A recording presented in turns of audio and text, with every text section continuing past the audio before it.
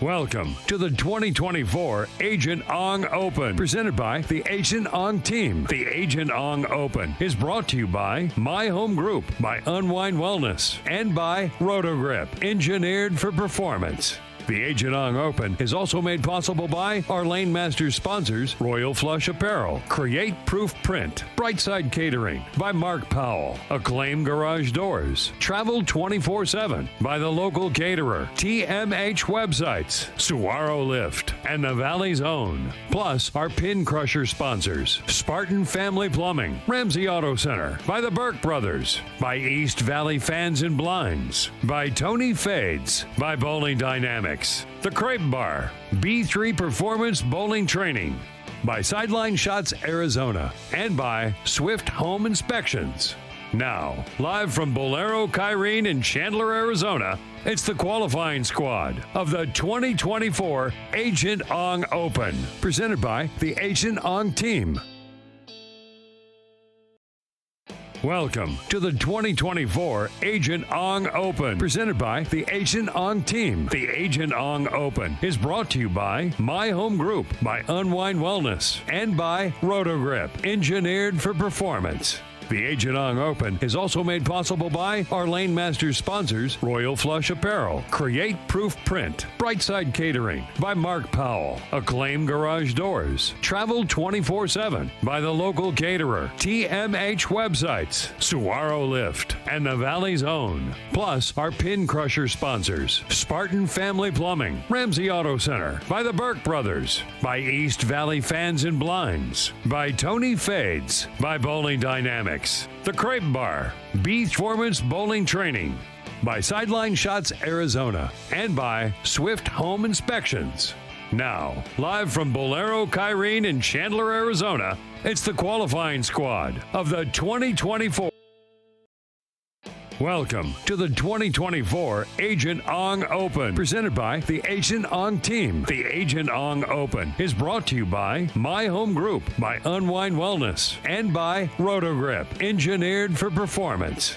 The Agent Ong Open is also made possible by our Lane Masters sponsors, Royal Flush Apparel, Create Proof Print, Brightside Catering, by Mark Powell, Acclaim Garage Doors, Travel 24/7, by the local caterer, TMH Websites, Saguaro Lift, and the Valley's Own. Plus, our pin crusher sponsors, Spartan Family Plumbing, Ramsey Auto Center, by the Burke Brothers, by East Valley Fans and Blinds, by Tony Fades, by Bowling Dynamics, The Crepe Bar, B3 Performance Bowling Training, by Sideline Shots Arizona, and by Swift Home Inspections. Now, live from Bolero Kyrene in Chandler, Arizona, it's the qualifying squad of the 2024 Agent Ong Open, presented by the Agent Ong team.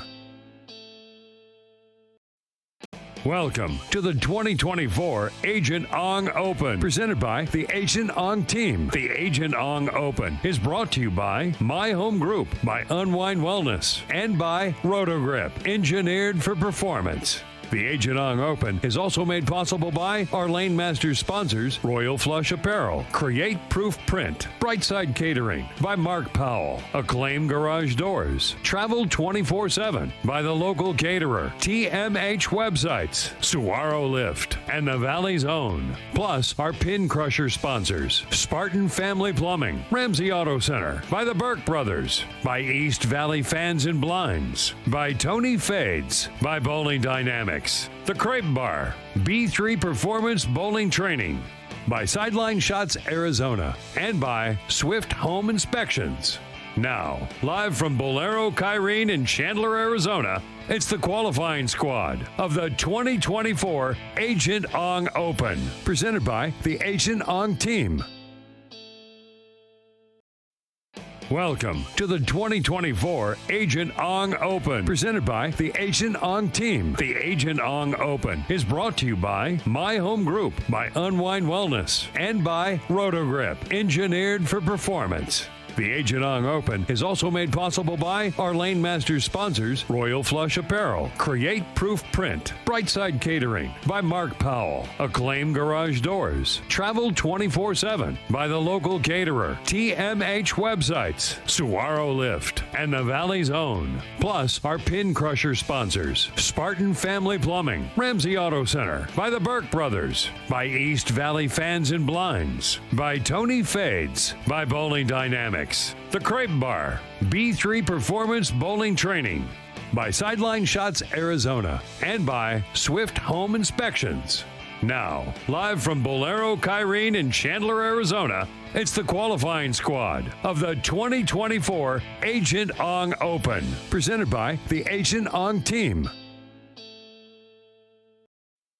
Welcome to the 2024 Agent Ong Open, presented by the Agent Ong Team. The Agent Ong Open is brought to you by My Home Group, by Unwind Wellness, and by Rotogrip, engineered for performance. The Agent Ong Open is also made possible by our Lane Masters sponsors, Royal Flush Apparel, Create Proof Print, Brightside Catering, by Mark Powell, Acclaim Garage Doors, Travel 24/7, by the local caterer, TMH Websites, Saguaro Lift, and the Valley's Own. Plus, our pin crusher sponsors, Spartan Family Plumbing, Ramsey Auto Center, by the Burke Brothers, by East Valley Fans and Blinds, by Tony Fades, by Bowling Dynamics, the Crepe Bar, B3 Performance Bowling Training, by Sideline Shots Arizona, and by Swift Home Inspections. Now, live from Bolero Kyrene in Chandler, Arizona, it's the qualifying squad of the 2024 Agent Ong Open, presented by the Agent Ong Team.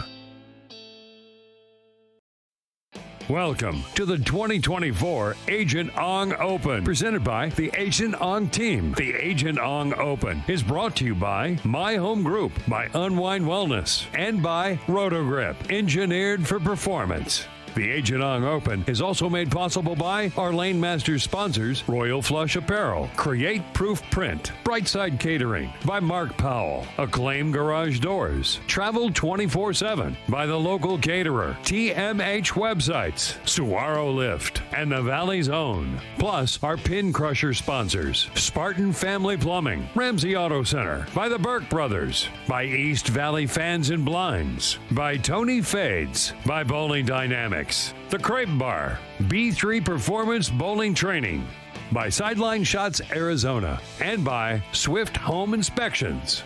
Now, live from Bolero Kyrene in Chandler, Arizona, it's the qualifying squad of the 2024 Agent Ong Open, presented by the Agent Ong Team. All right, here we are. Bowling fans, welcome back to the last qualifying squad of the Agent Ong Open Strikes Back. And we have got a great cast of characters here in the booth. Joining me, first off, to my left, former president of the United States Bowling Congress Board of Directors and one hell of a bowler, Andrew Kane. Thanks, Matt. And fellow left-hander. Left-hander, yes. Yeah. Sorry, Rob, you're outnumbered here. And then on my right, of course he's on my right. Right-hand man. Right-hand man is Rob Pirashad. Pirashad? Yeah, no, you did good. Okay, all right. And me and Rob have been good acquaintances for a long, long time, bowled against each other for a good amount of years. And he is one half of the Sweep the Rack podcast, which make sure to go to you guys We're everywhere. Everywhere. Go to Instagram, Facebook, and make sure to give them a follow. Now TikTok. I made that jump a few weeks ago. And he's on the Talk of the Tick. So make sure to check out the Sweep the Rack podcast. I always make sure to catch you guys. It's really good show. I'm just surprised you guys had me back after last year. I appreciate it. It's our pleasure.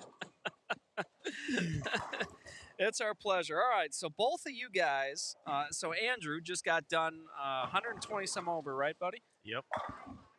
Good bowling, man. Thanks, man. And you're leader in the clubhouse. Leader in the clubhouse. It doesn't mean much because we start at 0 tomorrow morning. Correct. But there's some good side action in that, though. There's still yeah, some, I was going to say, how were the boards in the Nassaus? Yeah.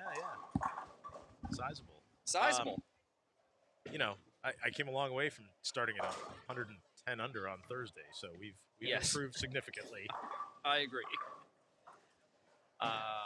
Very good.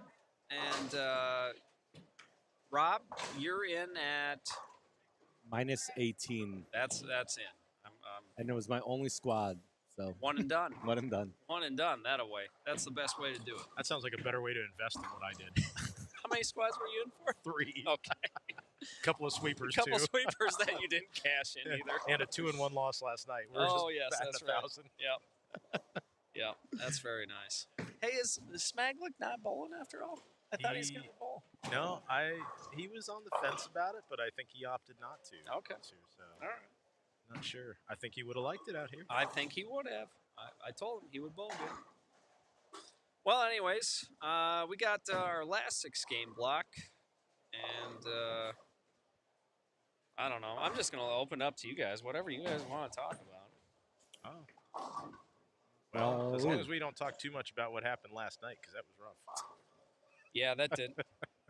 Or At least you Thursday guys, night. at least, well, starting with Drew's match, at least you found something at the end and got left far enough left Yeah. to where you got some shape. Yeah, and it actually, I started a little closer to the track. That's kind of what I did today. But getting a little further left, I also went out there when Brett decided he was going to go out there with his urethane, just so I could try to give him a little bit of friction, a little bit of help in the front. He didn't crush that ball too much, and then it just looked a lot better for me than I anticipated. So Yeah, that looked really good. yeah. So, okay, originally you guys were going to bowl 5, decided bowling 3. Do you think outcome's any different if you bowl 5? Man, it's hard to say. Hindsight's 2020. The way it ended, yeah, I think it could have been. I don't think either team was going to dominate that match no matter No, what. I didn't think The way those guys broke them down better since we re-oiled, and they're absolutely brutal out there. They made the right play starting with urethane to the right. Brett and I now have a decade-long, as he reminded me, we have a decade-long streak of bowling terribly together. So in hindsight, I'm not sure why he was, my first phone call. I mean, you'd like to think somebody with the Masters title should be your first phone call, but all we did was reaffirm why we probably don't bowl doubles together more often. Yep. Because I think we have a net losing streak. Oh, boy. The last time we won something was trios in juniors, Oh, wow. and we can both remember that, which is Yep. sad. That was a few years ago. That was a few years ago. But yeah, I think those guys they were starting to see a little bit of that hook in the front that they created, and they would have had to make a bigger jump left on the pair. And, it's a lot different. Out here, crossing this building like today, especially on the left, I can see a little bit of what I want, and then I make a pair change. If I'm in the right part of the building and they're going to play consistently, we move 3 pairs, then I'm likely to see the same thing, and I'm following mostly the same people. It's a little different when you're bowling 3 to 5 games on one pair. Yep. With the intent of trying to carve them up a little bit. Can we talk about how this pattern is 44 feet long with 35 mils, and there's still lefties throwing urethane? Yep, we certainly can. Wasn't me. It wasn't me, said Shaggy. Big, symmetric, solid. I'm That's what I'm just watching some lefties bowl, and if you can get far left enough, it looks like there's a really good lookout, like by the twig. Yeah. At 1 o'clock at least, a lot of right-handers were trying that. It didn't look great. It looked really good. I bowled with Tez, and it looked incredible the first couple of games, and then it didn't. Then it's gone. And it was gone immediately. Yeah, I tried to go out there with my purple. I put it at 500. Probably wasn't even low enough because Landon had a pretty good look with his Fast pitch, and I threw 2 shots in practice. One left the 4 pin, and then the other missed the head pin. And I said, nope, not for me. nope. Gem is the ball for me this week. I'll probably tomorrow, if I do make the cut, I'm gonna literally roll in with my gem in my one hand, my spare ball in my other hand, and my shoes Now, did you get that spare ball repaired? No, so What let me was talk about wrong my with spare it? ball. Okay, what was wrong with it, or was it the operator? No, it was neither. Okay. I'm not going to take responsibility for missing those spares Okay. against Robert. I made a rookie mistake. For someone who's as seasoned as I am bowling in my life, I really just needed a piece of tape in the thumb hole. The 4-pin that I missed, it just came out quick, and yeah, I just didn't put a piece of tape in, and then after the third missed spare, I decided to put a piece of tape in, and then I didn't miss a spare the rest of the night. So, yeah, rookie amateur mistake, but I am an amateur, so it is what it is. You know, I didn't watch that entire match, but you're going to get an extra view because now I'm going to go just to observe what happened. I left Thursday night. So a few things. I left Thursday night. It was kind of a little bit bittersweet for me. I felt good of how I bowl, considering I haven't been bowling a lot. Going in front of a live stream, bowling for 1,500 against a caliber of a bowler like Robert Smith, for me was like going from 0 miles an hour to 100 miles an hour. Haven't been bowling competitively a lot. I've been practicing a lot. So for me to perform how I did, I was decently happy with it, but losing kind of took the like, oh, you want to get happy, but then you realize you lost. But to take him to Game 5, a 7-time champion, U.S. Open champion, amazing bowler for me was, I was happy with that performance, but I wasn't like thrilled because in my mind I should have actually beat him 3-0. Yeah, I agree. should've. That split in the 8th frame on the left lane Yep, the in 210. Game 2. The Yeah, 210. that was it. Like, I know. if you strike there, or even 9 spare there, it's Yep. a 3 and out. And I just blame you for the extra hour of sleep that I didn't get that night because I had to stay and call 2 more games of that. Well, let me tell you. let me tell you about the rest of my night. Okay. So I get home that night and I got adrenaline going, but my boss's bosses were here. I had 3 like executives from my company watching who don't bowl. They came just to support me. Did you tell them that you needed more tape in the ball? No. That must have gone over did it. well. So here I am, like, they were drinking throughout the whole match, so I had to drive them all home. So by the time I got home, it was late. It was probably like 2:30 in the morning. And I decided I'm going to start watching the video of because I streamed it on my own phone, but I didn't live stream it. I recorded it. And I mic'd me and Robert up because I wanted to post the unedited version on YouTube. Yeah. And then I realized that the audio never went through to the phone. So I have a match, a very clear match of us bowling with 0 audio. And I almost cried. It was 3 a.m. Oh. And then my alarm went off at 5 to go to work. So that was my Friday. Yeah. I was terrible as a bowler. I'm terrible as a content creator. And then I was on 2 hours of sleep Friday, sitting there miserable. But yeah, that was the rest of my night. So. But you're very likely to be a finalist tomorrow, and that counts for something. It does. One and done. I appreciate the optimism, Andrew. I do. Look, man, I got a lot of that left after the last couple days. I'm with you. I didn't, I bowled a bunch in October, September, and then I took a little bit of a break. I don't bowl quite as frequently as I used to, but it's getting a lot harder as you get older to get ramped up, especially when you are going to bowl something as difficult as this. So being on vacation last week was great because it put me I was in the right headspace. Thank God that was helpful. But it was really painful bowling, practicing this week and getting ready for this and then actually seeing it on Thursday. And all I kept doing Thursday was 45-minute drive home at, 10:30 at night thinking about what am I going to do tomorrow? So, but, we've done this our whole lives and it's pretty, you just keep getting reps in and you keep trying to dial it in. And the nice thing is when they're like this, there's no magic ball. There's no magic single solution. So the more you keep working and the more you keep dialing, the better it's going to get. To that point, so during my squad, I bowled a 169. And for me, the 169, there was 0 panic after bowling 169. I mean, I was right around even before. I was right around 30-something over around there before I bowled it. So bowling a 160 on this pattern, you don't feel like, oh my God, I just lost 50 or 60 pins on the field. No. I knew like I had to stay at least 190 to 2-0, make spares, stay clean.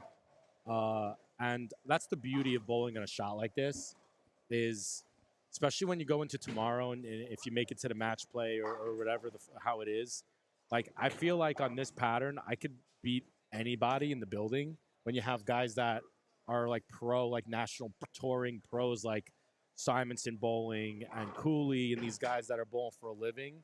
And I feel like you could beat anybody because of how hard they are. And if you find a decent look and they're struggling a little bit, a struggle here is a 6 count, is a washout, is a church. So the scores being low, I think, evens the playing field for guys like me who aren't full-time professional bowlers. Yeah. Well, and having been out there and been on the, being on the left side of the lane, there's a lot of validity to that because a lot of what happens on tour, it's environment, right? It doesn't really matter what the pattern is because everybody's going to be doing relatively the same thing at some point. Everybody's smart enough to find information, look for information, but when you bowl this and you don't know what's going to happen pair to pair in the environment because you don't know what the guys in front of you are going to be doing, that changes the game, and it puts a little bit more premium on shot making than relying on information in the environment because you don't get a lot. And so that's why I said bowling 3 squads was helpful because you see more anytime you got to beat the board, anytime you get multiple squads. We used to bowl those tournaments in Europe, and you see more of the building. You see how the pattern evolves as the house pattern memory disappears, and you watch what players are starting to do, their equipment, what equipment they're throwing, and just kind of you kind of seed into it a little bit. I mean, they look brutal right now. I mean, I don't see anybody even on a 200 pace in like 10 pairs. So I'm really feeling good about my minus 18 right now. I'll be honest with you. Like, I'm feeling great about it. But they look so nasty right now. And I'd imagine, and I'll give this question to you guys because you guys are a lot more knowledgeable than I am when it comes to a lot of the technical side of the game. You would imagine the scores get lower as they keep laying out the pattern. Like, it gets flatter. From like Thursday truer. does it. Yeah. It gets truer, and that's what I've noticed. Like, Chad Lucy. Dude, I'm sitting in the Timmy seat, by the way. This is the Timmy seat. Dude, I'm an honor to sit in the Timmy seat right now. Yeah, Rob's in the Timmy seat. Yep. Chad Lucy actually had his best squad early, very early. It was like, I think, the second squad. And he started playing in the middle the entire time. And, like, if you tried to start in the middle now, that's a death wish. Yeah. So it's like, the patterns just finally, the lanes are getting cleaner, the pattern's getting truer, and, it's playing how it probably ought to play by now. I mean, and you guys remember bowling Masters. I mean, you'd get to day 4 of the Masters, and you're like, yeah, we're not even anywhere close to where we started. So it's, if that answers the question. Well, and today too, especially because there's 4 entries per squad today. Yep. We're basically using the whole building, so they're running them and they're using the whole building all day long. Whereas the last couple days, we'd get 10 pairs, but they'd run 20, and then we'd run them. So then you're using 10 additional pairs that didn't even get bowled on in the first squad. So that's just yet another wild card. That's another wild card. And I think that's so for me. I think for me, the older I've gotten, that's the more frustrating parts for me. Yeah, that just turned me off. That I'm like, you know what? I'm tired of having to fight. It gets harder. I tell you, I woke up this morning and felt every bit of 43 years old, whatever that's supposed to feel like. I don't know. Every year seems to feel like it gets a little harder. But I mean, I was sore. My body hurt. My arm hurt.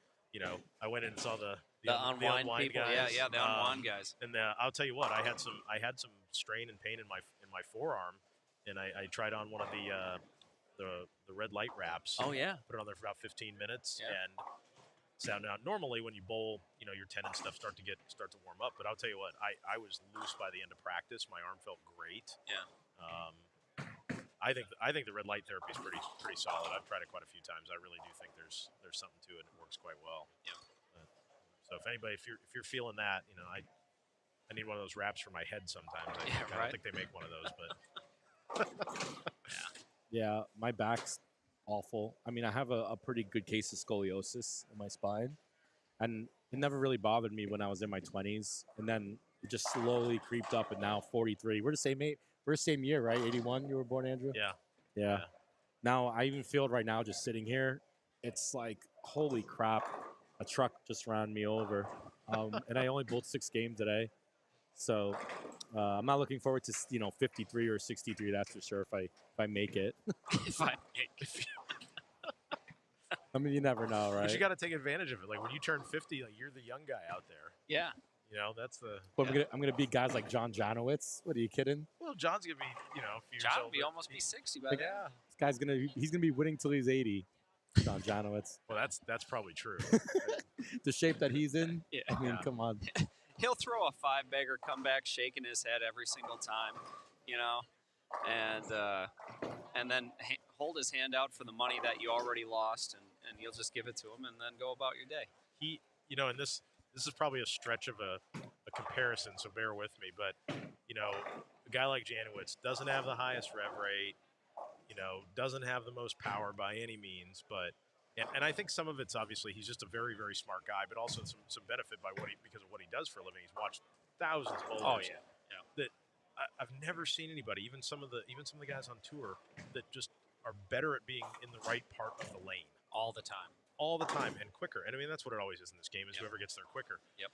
But Gretzky, I mean that was the biggest thing with Gretzky is why was he great in his own words? He just had the IQ. He knew where to be on the ice and when to be there. And he wasn't the fastest skater, wasn't the the strongest shot, but he was in the right place. Super smart. Super smart. Super smart. Yeah. Knows. I think something like JJ. He knows himself very well. He knows his game very well. He knows the sport very well. And I think he's playing chess. And I think a lot of people that he bowls against are playing checkers. Yeah. John, I guarantee it. John gets out. JJ gets out there, and he's, and he sees the moves. A game and a half before they're going to happen. Then he knows exactly what he's going to do. Yeah. It's incredible. Well, and you take something like what we're bowling on to get to that point, and I don't know if you agree with me with this on the left at least. I was trying to do all these things on Thursday, and I'm like, man, this is really just forcing me to do all the things that I don't really love to do all at once. I got to get a lot softer. I got to shape it a little bit more. Yep. And I'm just really uncomfortable doing a whole bunch of these things at once. And, I don't have to score a lot, but I got to stay out of trouble doing it. But then when you remember and you start getting more comfortable and dialed in with, I need to do, when they're this hard, you got to do what you're really good at doing. You got to find a way to play to your strengths because this is not something where, hey, there's going to be a guy that just matches up to it. Nobody matches up to this. No. Well, No. there's nothing to match up to. You got to play your strengths and figure out how to make them work out here. I'm gonna go in Brooklyn, so That's why your name is Brooklyn Rob. There you go. Right. Yeah. That's So, right. but we used to call him Jersey when we were little. We didn't call them Brooklyns when I was a kid. All them jerseys. Call them jerseys. I didn't even know Brooklyn existed until I moved out of New York. I went to college in Michigan. Then one time I was like literally my first day of tryouts in Michigan, and my coach Dan Doran was like, "Oh man, you're on the Brooklyn side." I'm like, what the hell? What Brooklyn side? What are you talking about? I didn't even know. It's Jersey. It's Jersey. Like, yeah. So that was something. I'm not even kidding. Like, we grew up calling them Jersey when we were in New York. Yeah. No. That was, out west here, Rob, they were always Brooklyn. We could have called them Tucson. We didn't know any better. We Good don't- Tucson. We didn't. You know what? Look, growing up in Arizona, I mean, I don't think we knew where Jersey was. So That's right. It's where the New York Jets played, even though they're a New York team. That's the only time New Jersey ever got any recognition. Is with that's where the Jets play, right? Dude, Kyle King had a big game, 236 out of the gate. that's solid. Urethane up the gutter. I don't know how long he's going to be able to be in that though. He's going to have to, my opinion, probably move in. Yeah. Well, and here's the thing: like, this is the last squad, so I think after the 1 o'clock squad, everybody's got a pretty solid idea where the number's going to fall. So for a guy as experienced as Kyle, that's probably the only game he needed to see, because all he's got to do is, he's going to try to get as much as he can, but he can just stay out of trouble. Yeah. You find a pair. That's the crazy part out here is there are pairs that'll yield 230, 240, 250. We got a legend here, Mike Calderon. Yeah, we got Calderon in here. And the hardest part is, you have the 160 game and you're okay with that, but if you find the 260 pair, you got to milk it. So Mike Calderon. If you haven't checked out B3, oh my gosh, dude, what a facility beautiful. that is. Yeah. Beautiful. Man, I can't strike in that building. me neither. I can't strike. No, I left. That's what I know I'm doing right. So, funny story about B3. I went to practice a couple months ago. I was using my urethane ball. They put out a short pattern. I left 13 10 pins in a row, and I was kept going. I wanted to see how many I could do. Using a urethane on the string pins. And anybody out there, if you've bowled on string pins or any really certified string pins, it actually, in my opinion, are going to bring the scores down. Because you really need to be a little bit more of a truer reaction as well as a purer shot to really see the ball go through the pins the right way. Because if you kind of half-fast it, you're going to lose a little bit of carry. Just from my experience bowling at B3, it is a nightmare to score in that place, but that's what makes it such a great training facility. Yeah. I think it's good just in general I actually enjoy practicing on the strings, whether certified or not, because it's really good feedback. Yeah, I because agree. you definitely, if you're really working on, and I think, as many lessons I've given and much as I've coached, people very rarely, it's still very difficult to get people to really see and understand what happens when the ball goes through the pins. Yep. And I know what I look for. I think we all, that are seasoned, I think we all know what we want to see at the pins, whether it's, perfect or ideal or somebody else's form of ideal. Like, all of us have that hit that when you see that hit, then it's game on. Yep. And when you're really trying to hone that in, you practice on those strings. It is really good feedback because it's humbling. Yeah. Oh yeah. I get flat 7 with the best of them in that building. It's funny because on a shot like this, that's actually the last thing I'm looking for. I just want to get to the pocket. Oh yeah. Like, I'm not looking for a ball to go through the pins the right way. I'm looking for it to actually hit the 1-3. I'm looking for a reaction that's going to give me the most forgiveness, at least in my own, which is pretty much nothing at this point, it feels like, when you bowl on this shit. Stuff, sorry. But, yeah, but when you're bowling on certain... Hey, this is a family show. I'm sorry. Here. It's not I'm Sweep the sorry. Wreck. No, Yo, I'm just kidding. You're fine. That slipped. Don't tell anybody it's Storm. But, yeah, I just drilled a gem. It's funny because the gem just went... They stopped making them. Right? Yep. When I found out, I didn't have one. I didn't drill one. I went to B3, and I was like, you have any gems left? 15, they're like, well, we have one left. So I literally, punched it up 2 weeks ago, and that's literally the only bowl I've used. And I knew I was going to like it because it's a very slow reaction, but it's still kind of a bigger ball. Yep. And it slows down enough for me. When I miss a little bit left, it pushes, and if I get it right, I like 2-pin.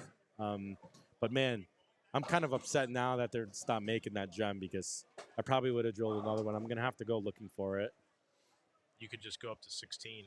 Oh, no. World's your oyster there. World's your oyster. I know. I got a whole lot of blank 16s. Let's see. Oh, Robert Hamilton's in the chat. Says that they used to call them Callies.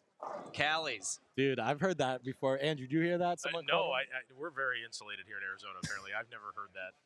Yeah, we used to call them. I've heard of Callies, but it never caught on in my view. It's always been a Jersey, and then it went to Brooklyn. But man, I'm just happy I'm not bowling right now. I'll be honest with you.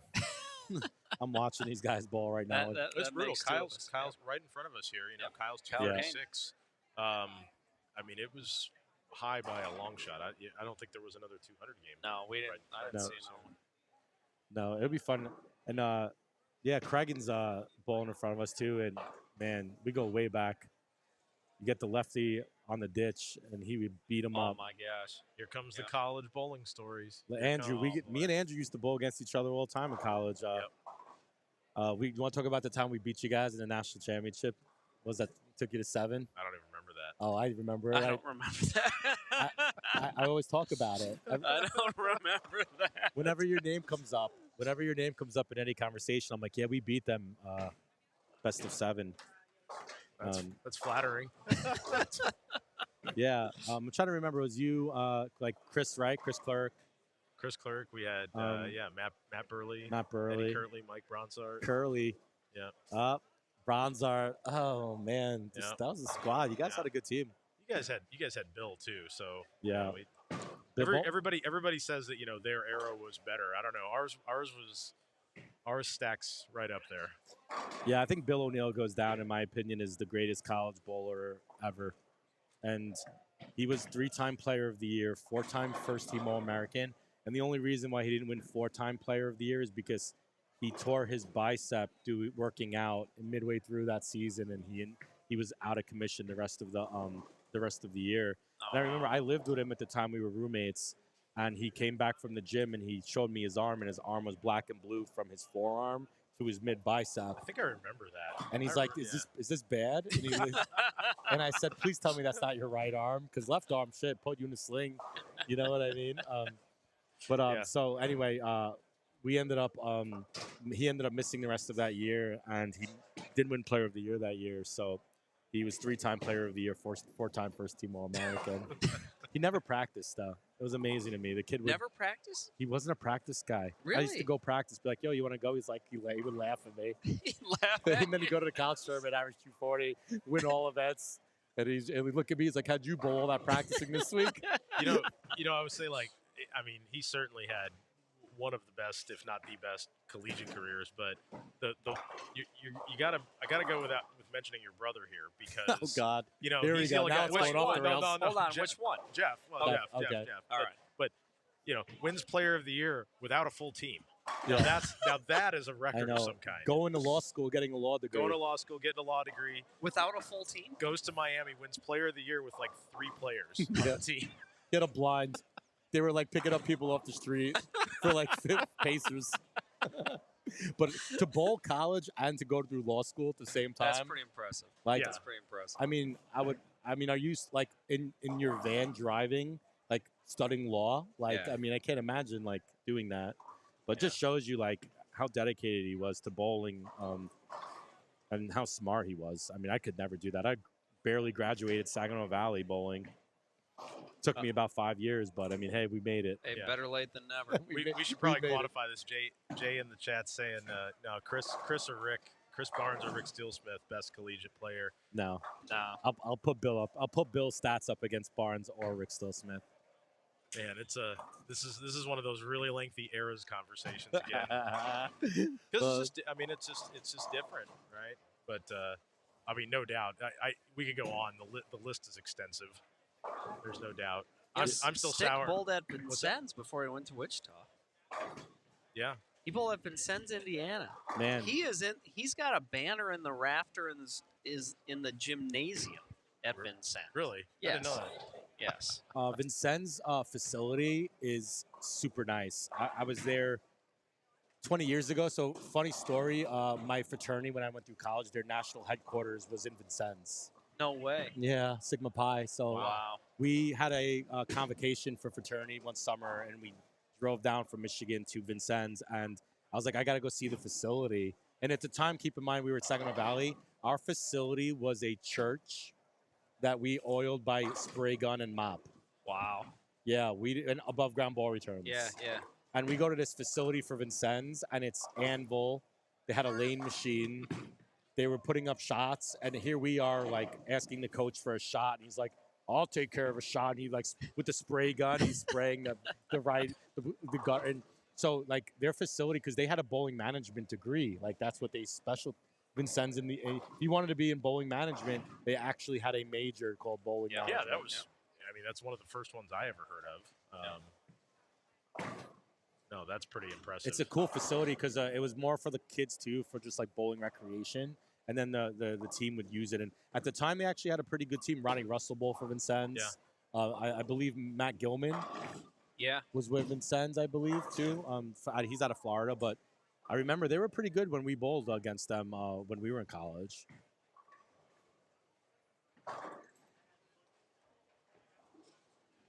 see what's going on here with these. I see some strikes. Kyle's Kyle with the triple there? No, Yeah. no, no, no. Oh, sorry. He's on another one. Strike spare. Strike spare. you know it's the shot's really hard when you look around and you're looking for like doubles Yeah. You can't and find you can't any. find any of them. Yeah. Well, and it's interesting too because around us we just saw a lot of low scores the first game, but this is the last squad. You can bowl the Desperado, but for anybody that's eligible, but if you have a bad first game, it takes a little bit of the pressure off, I think, because you got nothing to lose at that point. I mean, Yeah. if your mindset is Fire still away. like being nervous and trying to make shots, it's going to be really hard to get there. But if you just cut it loose, like Rob said, try to hit the one in front and keep it in play, the scores are not terribly high. You just got to put a couple together and make some spares, and you can get there. But it's when you bowl on something like this, when you're used to bowling on patterns where you're averaging even just 215, 220, it's like that day of golf where you really should just hit the 7-iron down the middle and tin cup it and call it a day, and stop trying to hit driver when you can't keep it on line. This is one of those things where, hey, my A game's not working or I'm not matching up. Let's just keep it in play and try to just make a little something happen. You don't have to bowl 240. Fairways and greens. Yeah, fairways and greens. Fairways and greens. I should take that advice when I play. I don't. But Be humble. Golf is a great. I love playing golf because I'll usually hit like 100 to like 110, and I'll remember the one really good shot I made out of the 110. Yeah.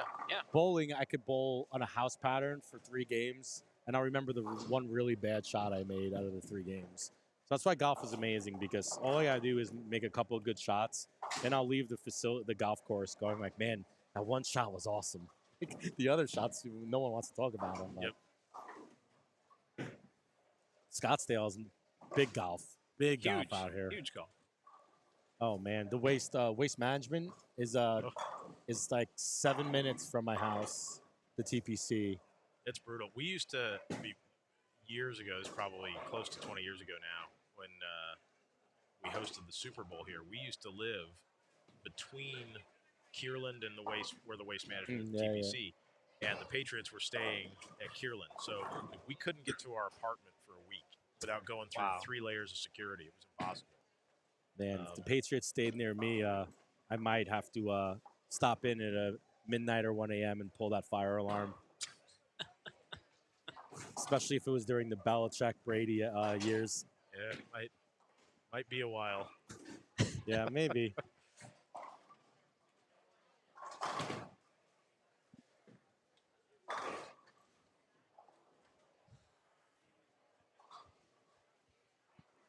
Do we have scores for this squad? Game 1? Yeah, they're on that window right behind there. Oh, okay. Drew.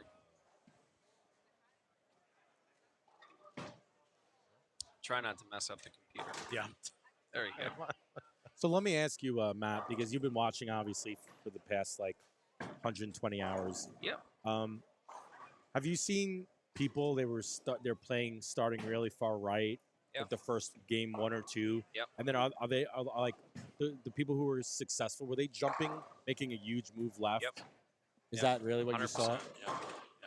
Yeah, see, I didn't do that. I literally just pretty much threw rockets up 10 and just hope I didn't split. What type of bowler are you? That's the whole thing. It's not black and white. Like Andrew said, there's no magic answer, no magic ball, or nothing like that. It just depends. What type of bowler are you? I mean, are you Cortez Schenk? No. So he's gonna have a little different path than you have, right? I'm definitely not Cortez. He's He's got more revs by the arrows than I do my whole. You could throw 5 shots just to measure up to one of his. 100%. I would have to throw 7. So I mean, Man, what a talent he is. oh, unbelievable. And I really would have liked to see him get on the full time, Yeah, me too. because I He's think gonna bowl majors. I think. I know, which is kind of unbelievable for me. Rookie of the year, and he's gonna bowl majors. Yeah, he's such a talent, and I just think he needed a little bit more time to find his footing out there. But Well, okay. Here's my hypothesis, and you guys, we all kind of grew up around the same era, so hear me out on this, okay? When you guys got done with college, you had all the Megabuck tournaments to bowl. Andy had the Megabuck tournaments to bowl while you were in college. Yeah. Okay, so you had a really high level competition available for you during and after college that you could go learn. You could learn to be in an environment that would prepare you for the pro tour if you wanted to go there, right? They don't have that anymore. Like, you get done with college, and if you want to bowl, you try the tour, or you're done. Yep. Like, I mean, or you can chase Yep. some of these $10,000 tournaments around if you want, but I mean, you better find a job of some sort. You know, Yeah. So to me, I think they don't have the opportunity to prepare to go out on tour and be successful, right. because there's just no opportunity there. Yep. I think it's a little bit of the weakness, and I talked about this in Sweep the Rack a while back. The regional program for the tour should be really the way that people, if they want to be successful on tour, that's the path that you probably need to go to become successful. The problem with the regional tour is it's just the expenses of going there. It's a lot of expenses for not a whole lot of money. Yeah, the business proposition is incredibly rough. And It's that, rough. And that It's was rough. well, and that was naturally part of the appeal of the megabucks. Is it not only did you learn to be more proficient and learn how to perform under a high degree of pressure in an individual environment, where college you're relying a lot and you're feeding off of your teammates, so it's a totally different animal when you go out on tour. Yep. But the megabucks really helped hone your ability. Well, again, we were just talking about Chris a few minutes ago. I mean, that's the perfect example, right? Of what that path provides you, and guys like Brad Angelo, the same type of thing. I mean, there's tons of guys, but now you have to seek that out, and that's the problem. Is it just becomes a numbers game? It becomes a cost game, and I think it's easy to say, well, I'm just going to fully commit to going on tour, but yeah, you do have to worry about the cost, and it's expensive to chase it. It is. I mean, Just to get into the PTQ now. Yeah. So I mean, okay, so you spend all the money to get there. You gotta make the PTQ just to get into the tournament field, Right. and then you gotta be able to find a way to get a check. And it's a totally new environment for you. It You is. haven't competed on that level for that kind of money against those types of players, and I think that's tough for somebody to go right into. I wish there was. yeah, but these guys on tour, Matt, like the top 10 to 15 players on tour and I'm just saying 15 because I guarantee this is like 30 to 40, Yeah. are on a whole nother level Oh yeah. than everybody else. Yes. Yeah. Whole nother level. It's like, for instance, okay, let's just talk about Simonson, because Simonson's bowling, right? Simonson was like 21 under, probably is going to get in. The scores drop. Yep. Guess what happens tomorrow? He's got a couple more games, practice to when he finds it on something like this, it's going to be a little bit scary if he gets comfortable. Yeah. Oh, absolutely. If he's going to be able to get off the gutter and do his Simo magic, he could literally start averaging 220 on this like it's nothing, when everybody else is trying to average 200 because of the talent, and just he's the best in the world. He's one of the best in the world. I think the other thing that really highlights it, with what really highlights the skill of the top players on tour in something like this, when we're bowling and qualifying, there's landmines all over the place out there. He might get a good cross, he might get a bad cross. He's going to keep working through it, and maybe he bowls 100 over, maybe he bowls 20 under, and he's going to get through. But then on finals day, you've got all the players that figured it out, that performed well, that are presumably bowling at their best, and that raises everybody's level of proficiency on finals day. But it's exponential when you take some of the top players, right? Because not only are they more familiar with that environment, but now they know who they're playing against, and it is not the other 30 guys on tour. Yep. And that's not to. I mean, look, we're two of them, so but it's definitely just a totally different mindset when you know who and what you're up against. I agree. And of course, there's every manner of bowling ball and style and surface going down the lane right now. Everybody that got dialed in and kind of figured out their formula, they're going to be doing it, and so they transition, and the scores will probably go up tomorrow. Oh, I agree. They almost always do. The one thing I'm excited about in the PBA Tour is watching the rivalry, and I mean rivalry meaning like just the competition between Tackett and Simo. I mean, these two guys are going to be battling each other for. I mean, Tackett is what, like barely 30-ish, I think he's 30, yeah. and Simo's what, like in his late 20s, 26, 27, 25. It's even there. I 26? think he's 26, yeah. Yeah, I mean, sounds right. think about how many years we're going to have of them bowling each other. Oh, yeah. Oh, yeah. It's these, both of them are amazing ability. Like Tackett averaging, I think, what, 229 or 230 this year on tour is unbelievable. It's unbelievable. Like, I mean, 230 even on like a house league is pretty good. Yep. And to do that on tour, I mean, good Lord. Well, you take averaging 230, and we can just take conditions out of it for sake of argument, right? But 230 in the same building with a team on a Wednesday night, 3 games at a time, versus these guys are averaging 230 in a different city every week, in a different building with a different cross, with different weather and different food and different everything. Yeah. You know, and that's what always happens when we bowl the majors, where you'll get guys that don't bowl regularly, and then it's like the unicorn. You know, they come through and they make the finals, and you know all the other guys have been on the grind for 20 weeks, and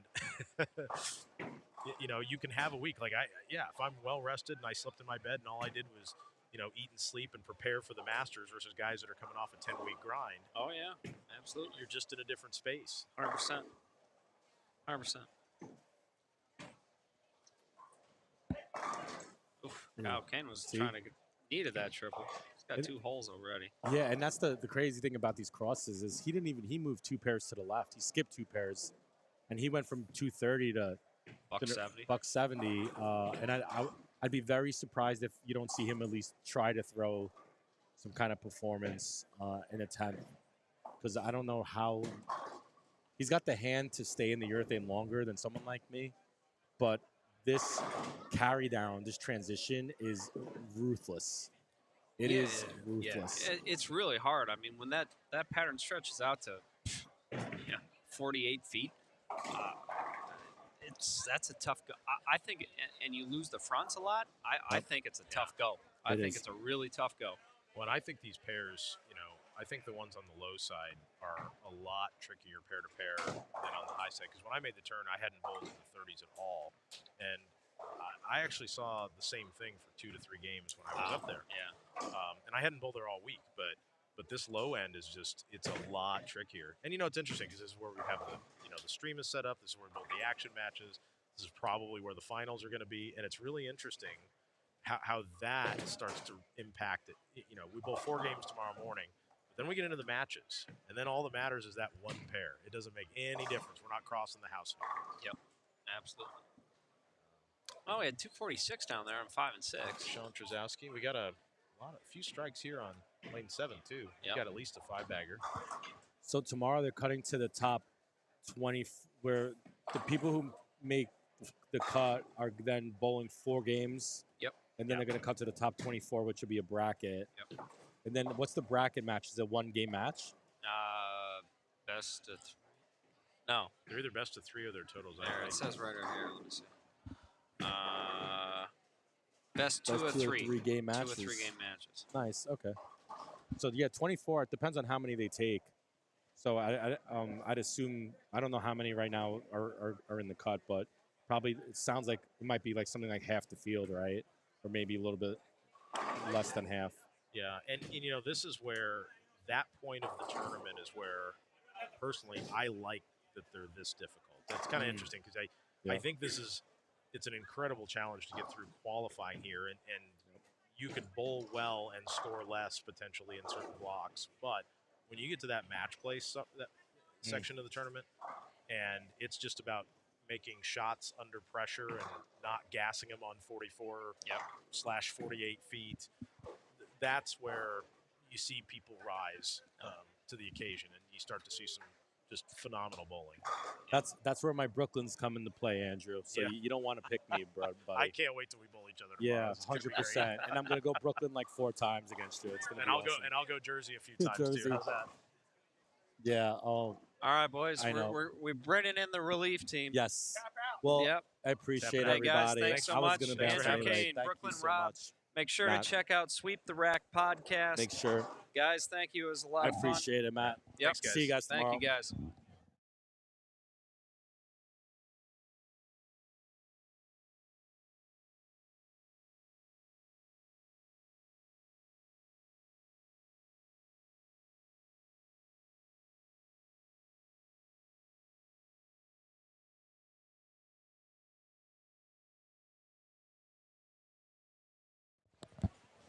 Tim Mack. Matty Ice, what's going on, buddy? Hey man, we got somebody special coming in. We got one of the local legends. Local legend. He's not even a local Not a legend. local, he's just a he's legend. a legend. He's Yeah, a legend. I like that. He's a legend. Man, you guys is are a way legend. too kind. The owner and operator of B3. Yep. Mitch Calderson. Mitch Calderson, Mitch Calderson. aka A.K.A. Mike Mike, Calderon. Mike Calderon, ladies and gentlemen. Yo, First off, Mike, great to see you. man. And I snuck over today to surprise you at your Got me. facility, and top of the line, top level, top notch. What an impressive outfit you've built for yourself over there. You and your wife Brandy, it's amazing. Yeah, I appreciate you. Amazing. Yeah, Amazing. it's pretty surreal. It's pretty. The craziest part about it is just all the years that we all talked about it out on tour. It's crazy, and but you put all the legwork in and put it together. So, and hats off to you also for being one of the joining on the team here and one of the local sponsors supporting the Agent Ong Open. It's I spoke to you about it earlier today. It's great to see such great local support. Yeah. For the event here in the Valley. Phenomenal. And the one thing that seems to connect everybody that we discussed in previous chats with other people in the booth is everybody's connected by bowling. Yeah. And it's really neat, really neat. Yeah, I mean, this is obviously the second year of it, and Carl's done a great job. Carl, his staff. I mean, you can't see Carl in the Valley without seeing something that says Agent Ong Open. Like, Well, yeah, it's unbelievable. It's amazing. It's amazing his legwork and what he's been able to do, and what he's been able to accomplish. In a small amount of time. I think he's going to join us in the booth here. Oh, yes. Eagle McNeil's going to take a little bit of a break. And, I've said it multiple times, Mike. I've been to bowling tournaments all over the planet. Yeah. Everywhere literally. all over this country. Literally. Everywhere all over the world. And I have never seen, I'm just telling anybody, go to the wall, baby. Go look at the wall. Yeah. I've never seen a tournament brochure stretched in a marketing campaign across the wall in a bowling center. Yeah, I mean, yeah. It's like that. That's amazing. And to it's me. only the second year. Yeah, it's year two. Like, it's year 2. Like, it'd be one thing if this was like, oh, yeah, this is the 17th annual Ong Open, which, I mean, hopefully I'm around for. But, yeah, I mean, Carl's done a great job. Like, the other thing about the sponsors is it's not all just bowling. Like, that's the other thing that kind of gets lost on it. Like, yeah, you have catering companies. You have, I mean, you have a door company with Mike Arcee. Unwind, which is which is a fantastic wellness company. Chef Jeff. Chef Jeff. Crate Bar. The Crate Bar. I got the chance to go over there, Yeah, and I'm telling you, I had one of the greatest yogurt parfaits I've ever had in my life, He's with a sick. little drizzle of honey. I wanted to take a picture of it. It was so perfect. So yeah, it's pretty Chef neat. Jeff is a freak. Yeah, it's pretty neat. Like I said, that it's not just bowling. Yeah. It's not the bowling community. It's everybody.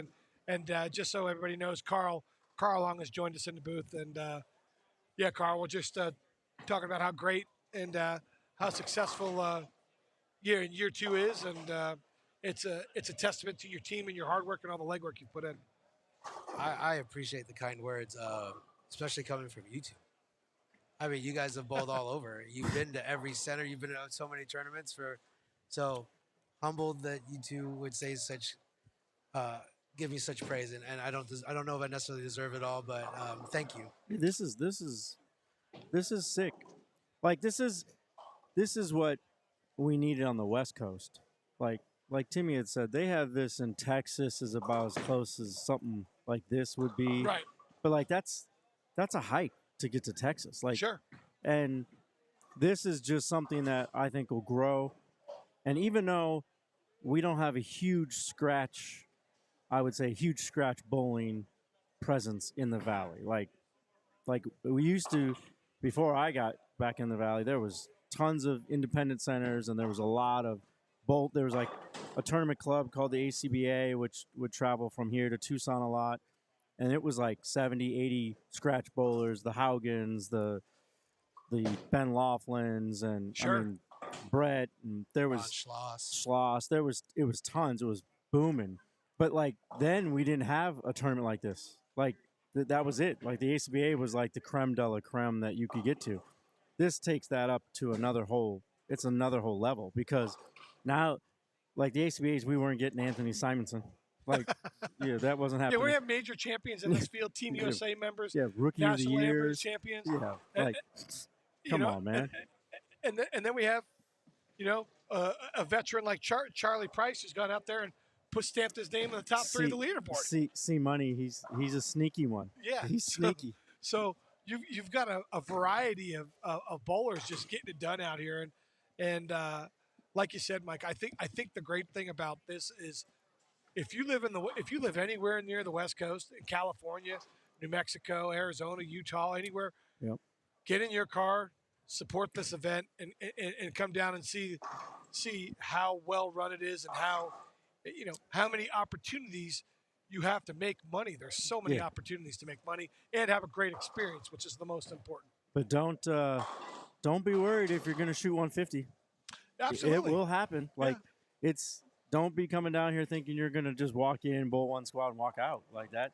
That ain't happening. There is a couple of people that have done that, and Brianna Cote continues to do that to me. Well, for I the mean, last 2 years. But, yeah, but again, who is it? It's yeah, Brianna exactly. I mean, Cote. she just got back from Peru and all Yeah, events she averaged champion 198 for 24 games and won the gold. and won the gold. I mean, she's a grinder though. Absolutely. Like, You're talking about one of the best, in the last 10 years. Yeah. She's one of the most successful PWBA Team USA bowlers, Yeah. that we have in the country. She's a PWBA Player of the Year and a U.S. Open champion. So and she puts in work. yeah, Like Bree comes up to the center to our place and bowls for 2.5, 3 hours. Like she's like, I just need a lane for a couple hours. Give me something hard, which is kind of fun for me because I get to play around with patterns. sure. So give me something hard that I can work on that's around this distance. So yeah, she's that doesn't like I'm with you. That doesn't surprise me.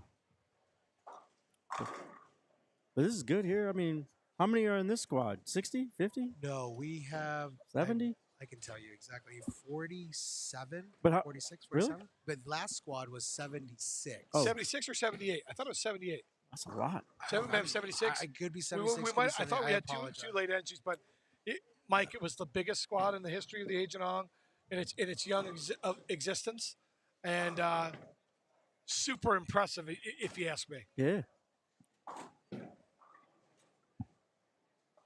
Well, again, I appreciate the kind words, but I can tell you exactly how many were on that squad, actually.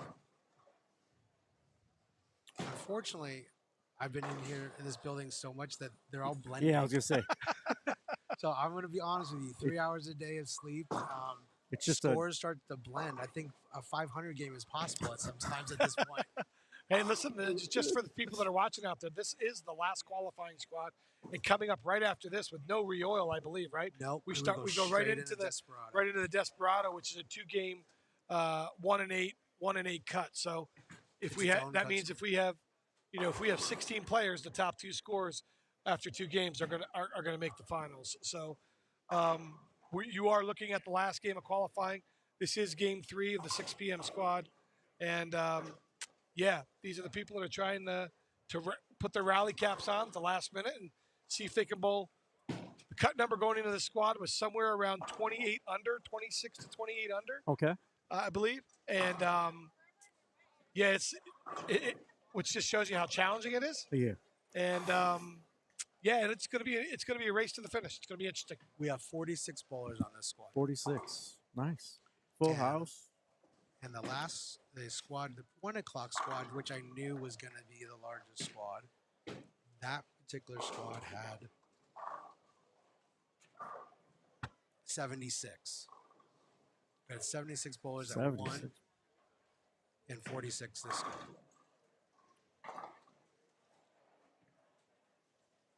Do you remember last year what the largest squad was? Off the top of your head. Was it about this size? 40. Yeah, I was okay. Yeah, we've so as of right now, the cut is going to take 52 spots, not including Desperado. Not including Desperado. That's correct. Just so you know, on the board posted after game 1, we've seen the scores a little higher early. Obviously, Okay. they get really tough. Yeah. 8 people bowled a 200 game, and I'm gonna read off.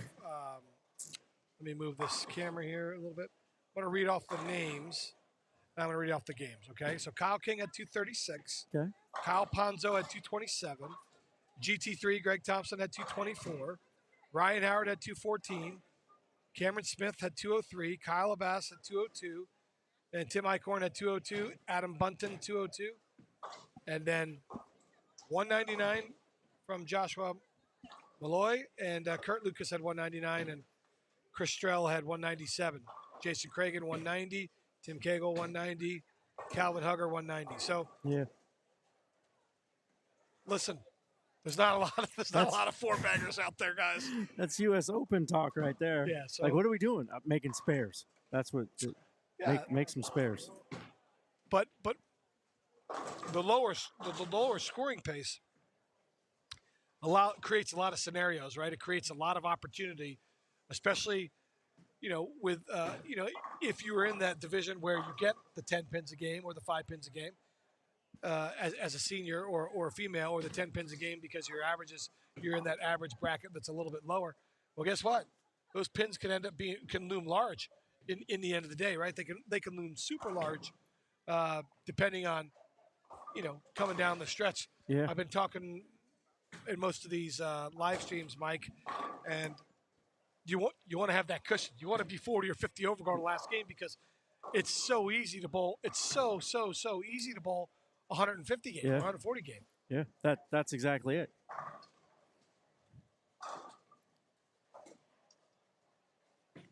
So the race is on. They're in game 3. We're updating the scores right now. Let me do a quick refresh, see if they're updated. And yeah, they're just gathering the scores, and we'll have a quick update for you here real soon. How great is it having Timmy here? He got me today though, because like I told Matt and Blair, they stopped over Thursday morning, and I said, hey, I'm like, hey, when's Timmy getting here? And they're like, oh, he comes in tonight. I said, okay, don't tell him. I'm gonna try to stop by Saturday in the evening. I'm gonna sneak up on him. They're like, oh, okay. And so I'm going through my day. I'm watching it on the TV in the drill room, and I'm watching. And I'm talking. And I'm like, and I can hear him. I'm like, oh, I'm gonna get him later. I said, I can't wait. And I like cleaned a bowling ball, so I had my back to the door, and I turn around, and I'm like, oh man, who's this bald guy coming in right now? He's like, hey, I know that guy. I'm like, God, he got me. I got him. Snuck over and got me. Yeah, what an impressive facility. I just I can't say enough about what you've created over there and what you've done. It's super impressive, and listen, your knowledge and your experience are speak for themselves. Your track record is great, Mike. We know that, and giving the bowlers a whole different bowling experience there is something really impressive. And I tip my cap to I have 3 shops in the Indianapolis area, and as you and I discussed some business things today, it's it's about trying to make the difference for the customer and give them that experience. And I had an experience just walking in the building. I felt like I had to pay. Like I was going in. Like I was going. Like I was going. Charge. No, like I was going into. I'll tell you what it felt like. It felt like Universal, the new Universal Studios that they're making over at Universal Epic or whatever it's called. And I feel like I had to pay a surcharge to walk in the building because I'd never seen anything like it before. It was unbelievable. I mean, it's a state-of-the-art facility. Yeah, it's incredible. I appreciate Got you me guys. thinking. That's what you do. You've got me thinking. Yeah, that's. But you're right. This is what we talked about. Yeah, this is. It's what has to happen in the sport. Like if you go to any other professional sport, like golf is big out here in Arizona, right? You got tennis, you got, pickleball now, right? Like they got all these, and every one of those activities has some type of training facility or training thing to help you get better at whatever that is. I mean, Timmy, you know it from football. I mean, Penn State, buddy, no like doubt. you can do whatever specialized position you play in that sport. They got somebody that has some type of facility to train you. So I just think that the more we have of those in the U.S. with the youth and all these young, boys and girls, SPI's got the youth program. The Storm Youth Challenge. Yeah, I mean, like that's blowing up. Like, and that those parents are going to want their kids to get the full vision of, okay, what can we do in the sport? So Totally agree with you. Oh, that's a heck of a shot there. yeah, that's pretty good Zach. on a lane 11. Yeah, I mean, that's a lot of rev right there, and which has been a common denominator. I've seen an absolute ton of rev. This is my new fan. My new one of my new favorite bowlers, Kyle Ortiz. I love how he throws it. This guy right here, I'm a fan. I'll have to watch it next I'm time. a fan. Yeah, I mean, there's definitely a bunch of people attacking it from different angles and different theories and different balls and stuff like that. So that's Don't miss right with angle down lane. That's all I can say. Don't open that up. Don't miss right with angle down lane. That window closes very quickly down there. Very quick. 44 feet, 36 mil, 1.81 to 8:1 ratio. That'll do it to you. Timmy playing Timmy Cagle. balancing act up there, but was able to stay behind the foul line. Timmy Cagle. I'm just still overwhelmed by sitting in between you two. That's why I'm quiet. I'm just trying to absorb all this knowledge. That's all Timmy. See, we don't have a picture, but like, so Timmy was talking about his shops back in Indy. So like, what people don't realize is how big those bowling centers that he's in are. Like Woodland Bowl is giant, It's the smallest one. and it's the smallest one. Yeah. It's- 70 lanes. It's giant. And I remember the first time I went there, I was out on working on tour. I went there. It was when they had the 2 separate bars, like they had Yes. the bar The one up at the high end. at the high, And the right? one down the low end. Yep. And so I was there with Couch, and it was like it might have been one of Jay's last years on tour, and we're walking in. Did and you see that shot right there? Yeah, he's pretty nice. He's nice to it. He's nice to it. That's my. I'm your fan. Kyle Ortiz. Get on the Kyle Ortiz train. Let's go. Sorry, no, Mike. you're good. He tomahawked the 9 pin on call. On command. Yeah. And I walked down, and we walked into the lower bar, and they used to have pictures of all the people that won at Woodland. yeah.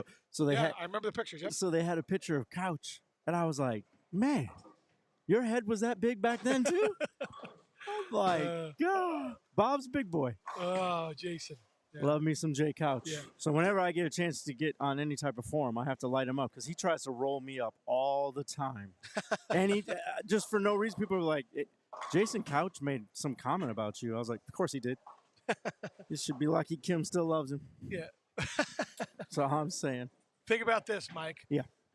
This center's 40 lanes, right? Yeah. Double it, and that's what you have at Western. That's It's 1 through 80 straight across. That's crazy. Okay. Monday and Thursday leagues there. Full house. 1 through 56, 5-man team. That is gross. That's 5-man ridiculous. team. That is gross. That's ridiculous. Yeah. And the concourse you can drive a car on. And then on Tuesday at Expo, it's 40 this way and then 40 on the other side. They're Split front house. to back. It's a full house league. That's crazy. Full house. 80 lanes. Full. Midwest is nuts. So, yeah, it's So and your shops, the like I was trying to go to the original shop was just like a tiny shop, sure. and when I was out there at the U.S. Open a couple years ago, I was like, man, look at Timmy clean this up pretty nice. Yeah, It's real nice in there. we put some legwork in there, buddy. Yeah, it's real nice. in We there. dug our spikes in and put some legwork in, and You know, it's nice when Cecil says, "This is a nice shop." yeah, Cecil's probably seen more shops yeah, than anybody in the world. he is the best. When you want something, speaking of that, when you want something done, Cecil Scarborough on your machines, He's just the call man. him Cecil. He He's is the man. He is the man.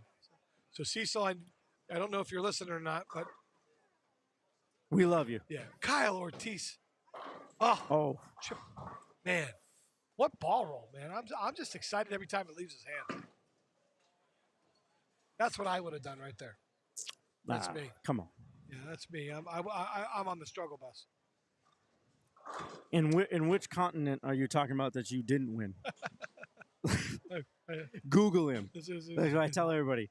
When everybody runs their mouth, I said, just Google him. Just Google him. You can't hide from the internet. Well, when I was doing all my bowling, luckily the internet wasn't prevalent, so it didn't come in until the later years. They just got like little chalk drawings of you. Little Like, blurb. hey, who's this? It was Timmy. Little blurb. The greatest was Timmy's jersey when he had the world on his back. You like That was the nicest jersey. I was like, this guy's got swagger. I Yeah. like this guy. You know who told me to do that? Who's that? Tom Clark. He said you should put the Earth on your, I mean- and then put your name on it because you're the only one that's traveled the Earth. Yeah, and won Yeah. all over the earth. So, yeah, he gave me the idea. That- So that's why we did it. okay, I'll give Tom Tom props next time. props. Yeah, that was in 2010. That was. I was like, man, Yeah. that's nice right there. Yeah, I just like and you know what I learned, Mike, in my travels? I learned how, and you did too. Obviously, doing some work for Kuwait with Andrew Frawley, Yeah, Frawls. and being a technical director over there. And obviously now we know we've had some more international players come to our tour. Yeah, Those guys can bowl. yeah. I mean, and There's some serious, incredible talent Yeah, and- all over the place. they want to learn. Yeah, they want to learn. That's Look the- at that ball roll. Oh, throw! Oh, my oh, God! man, that's a bad break right If there. I was in here and Blair, I'd be put on the black cloud. I can't do it. I don't know how to do it. Yeah, with your face. Yeah. Yeah, with your Well, face. we have a logo here, but we need our producer and our videographer and everything that Blair is to get that done for us. So That was a bad break. yes, it was. We've I- seen actually blower 7, blower 10. Okay. on the 2:00 7, squad 10? on the 2:00 squad in about 12 shot sequence, 4 pocket 710s on lane 9, Oh, okay. just on lane 9. Way to work. Yeah, so Way to work. exactly. Mike, what about your bowling? Do you do any bowling here in the Valley? Are you bowl any leagues, or do you do anything, or you just always trying Not- to help service the bowling community? Bowling community is first and foremost. Right. I mean, some people would be like, I don't really want to go talk to Mike because I shoot him straight, as everybody always says. I give him double barrels. But I just want people to. Really, we just try to get the best information to understand what they're seeing, right? Because like that was one of the biggest hurdles I had to get over out on tour. Well, first off, when they're like, all right, you're going to be the new tour rep because Del Ballard was going to Storm. And I was like, oh, okay, Right. that sounds good. And then you have to work with Mika and Barnes and Fagan Right. and Couch and Tommy and Bill, all these dudes that I watched, like, Yeah. right? So I'm like, what am I going to tell Chris Barnes? Like, come on. But the biggest thing was to understand what each of them saw and what they needed Correct. in return for information. Correct. So like that I think is what we try to do with the lanes. You know, we can get you in, get your PAP, kind of break down what you're seeing and go, okay, well, you're seeing this probably because of this, and give them some type of information Right. that way. So like, I have fun with that. I really had fun with the patterns, like playing around, because like Dougie Dukes and obviously JJ's was running people over Yeah, on the those senior tour. those Come guys on. are some smart people. They're when it so comes to smart patterns. from the foul line to the head pin that it's great picking their brains, and then I get to play around with it with the machine Right. myself. So, and I have two throwbots that are always there, and Wesley Lowe and Cortez Shank. So Yeah, that's pretty good assets to have. pretty easy to have a left and righty that throw it with 500 plus rev rate and can hit the same spot twice, Sure. unlike me. Sure. But you know, Timmy, it's funny you say that. And Carl and I have talked about this. So I turned 50 in like 4 months. So Might be a time to start getting the shoes off. yeah, so I drilled a ball last week, and normally I just play around when everybody comes in lane. I just throw their stuff.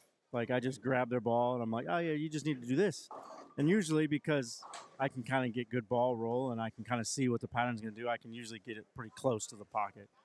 But then I was like, well, if I turn 50, Barnes is out there running his mouth. Maybe I'll just go out and just kind of give Barney a couple runs for his money a little bit. I just want to bowl him one time so I can talk the whole time. Hey, Just- let me interrupt you real quick. Debbie Finch is asking, are you going to show any other lanes? Well, Debbie, Well, they we- move every game, we can't. and we can't. We only have 2 cameras up, and if you look at the 2 cameras, we're set up on the low end for the high live stream. We can't get to the high end, but everybody cycles through here, so you should be able to, whatever bowler you're looking for, at some point in time, you probably will see them cross coming down on the low end because bowlers are moving all over the lanes. And then Shauna Strauss, I know you asked about Carl, taking out the duplicates. We think the cut's around 26, 20 minus 28. There are a couple duplicates in there, but yeah, it's that number right now, and obviously that number is going to change Yeah. going into this last squad. So, yeah, we'll have that all set up for you. But we do believe the numbers right around, with the duplicates in there, based on people bowling extra squads. So sorry, Mike, continue, buddy. But we're looking for. I think it'd be great if you come out in the 50 tour. Yeah, that'd be fun. Yeah, it's Get some places to eat again that I haven't been at since I was out on tour. sure. And how long ago was that when you were out? Man, I think I'd stopped going out on tour in like 2018. Yeah. Because I've had the place, I've been building the place for about 5 years. So Right. yeah, so about 2018. But it was fun. I mean, I learned a lot. Like that was fun. Obviously, going overseas is always fun too. I didn't get to go overseas as much as you did, but going overseas was fun. I went a little bit. Yeah, just a tad. So just a quick heads up. So once Game 6 is completed, we're going to tabulate all the scores and take out The obviously doubles. the duplicates, and then we're going to make an official cut score. At that point, we're going to give approximately 15 minutes or so for anybody that wants to sign up for the Desperado to make their attempt to sign up and their one last ditch effort to come back for bonus bowling tomorrow. Okay.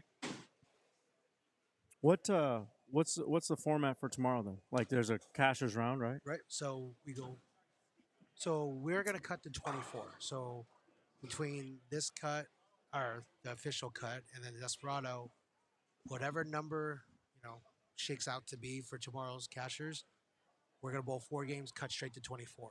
Okay. And then from that, 1 through 8 get a bye. Okay. So we start a round of 16, 9 through 24, and they go 2 out of 3. Best 2 out of 3. Okay. And then after that, we bring back the top 8 for our second round of 16. Okay. After that, we cut to 8. Yep. Cut to step ladder 4. How that step ladder 4 is seated is how you come out of the cashers round for gamer. Okay. So So that whatever your positioning is on that, if That's you were gonna the be- number 3 seed coming out of that, and you're the highest one left, you are number 1. you can be number 8. Okay. Be Yeah. number 1, yeah. Yeah. Depending on who they. Yes, sir. I like it. Man, that guy's got a lot of hand. Adam? Is that Adam? Right here. right there. Yep, and in Bunting. Man, he's Yes, got. sir. He doesn't get cheated at the You don't bottom. get cheated. My goodness. It's like you, Timmy. Our rev rate's about 312 right now. Ooh, I like it. I don't even know if it's 312. Somebody asked me this earlier. I was talking to Blair about it, and I've missed so many good years of my life that, based on injury, bowling.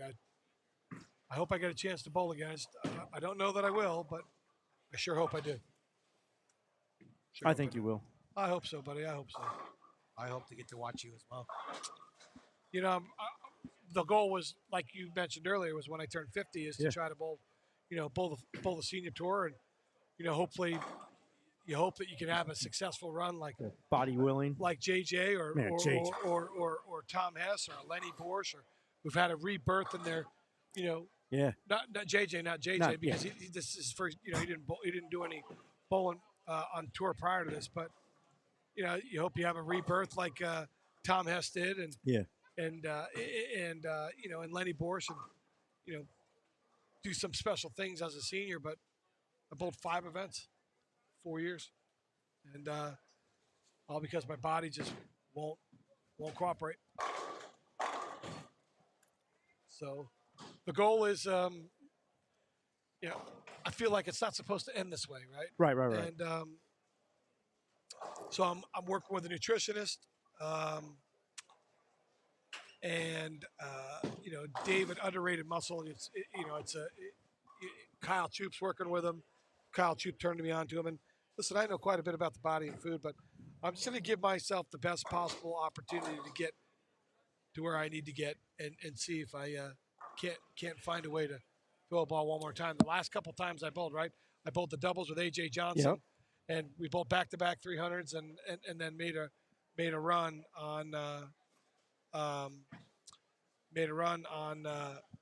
show, and came up short, obviously, and then the previous time to that would have been my shoulder broke again inside, so I tried to bowl the USBCs this year.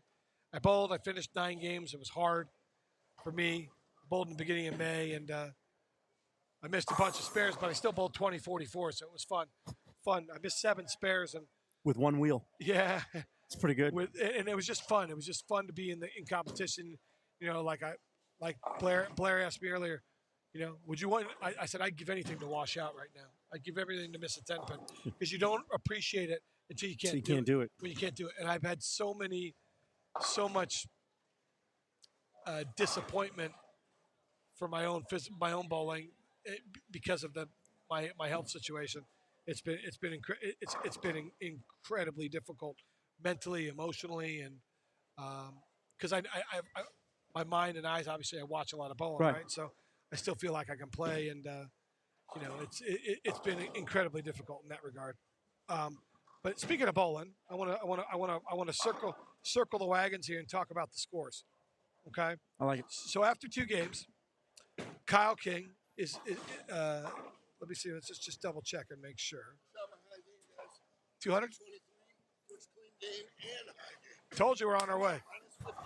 We're on our way. Yeah, Robert maximum, Smith coming Bob. over. What did he shoot? Game one? 223, Hold on. 178 You might game be 1. speaking out of turn. I'd like to know what his game 1 was. I will tell you right now. I might be speaking out. of Big, turn. Robert Smith had a 178. Okay. And then I think he only bowled 7 frames the next game. He bowled 147. But he bowled 223 that game. So guess what? He's only 40 under. Guess what? 20 over. If I told you got to bowl 620 for 3 games, Yeah. Yeah. then you're going to make the I cut. think. Yeah. I think. That's how you have to. That's how you have to think about it. Yeah, it's over. It's 0.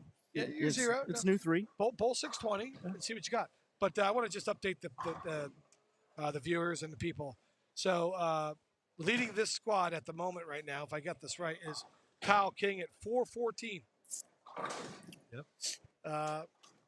Zach Huang from Singapore, who leaves to go back to Singapore, Yeah, I know. 2-hander with a nice 224 game. He's at 414 as well. GT3, Greg Thompson, 414 seems to be a popular number.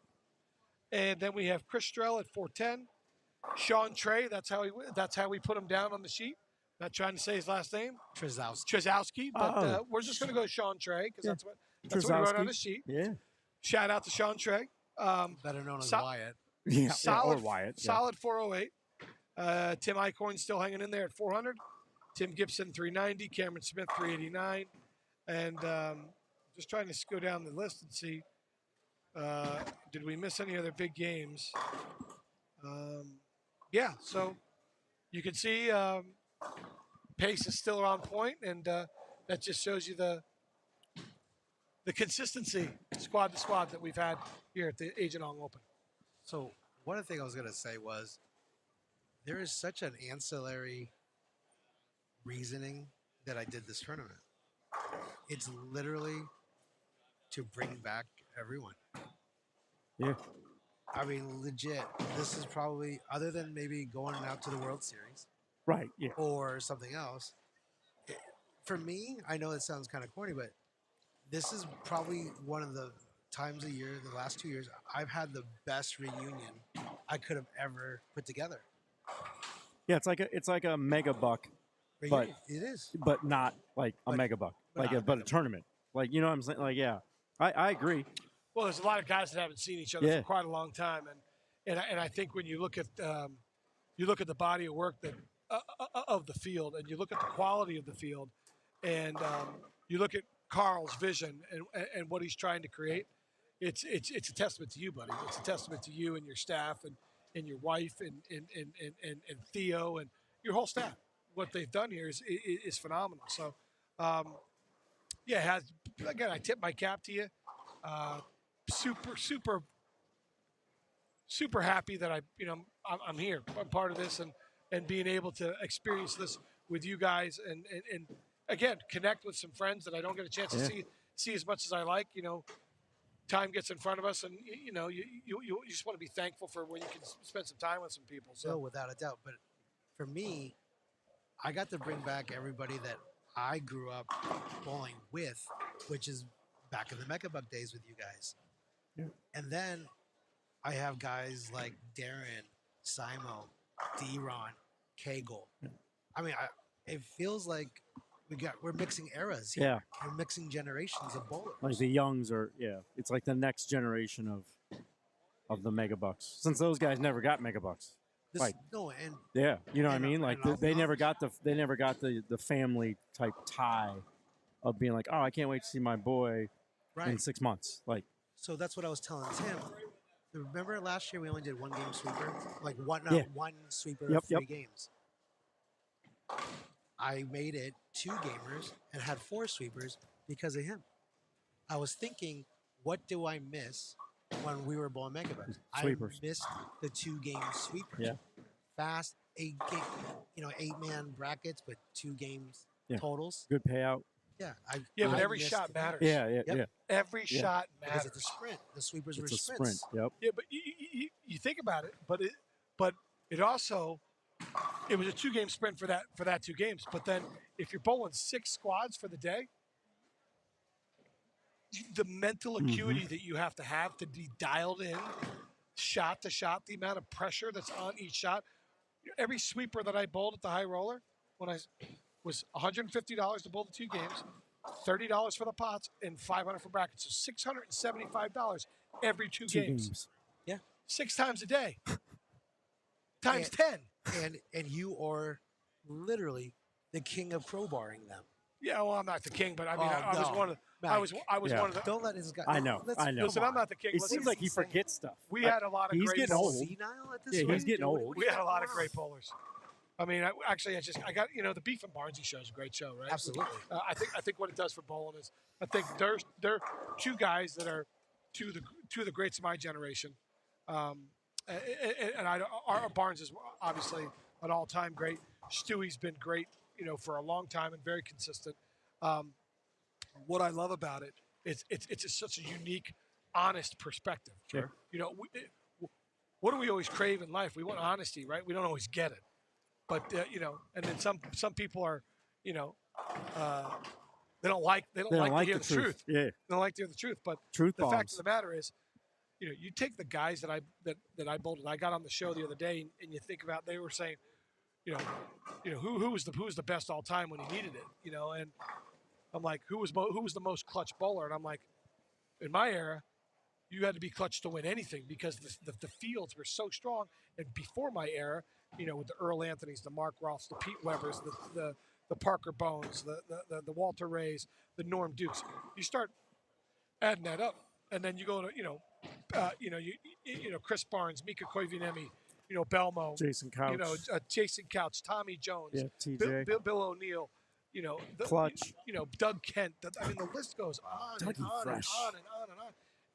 And I'm just laying out Hall of Famers. Yeah. Brian Kretzer, Pat Healy. Healy.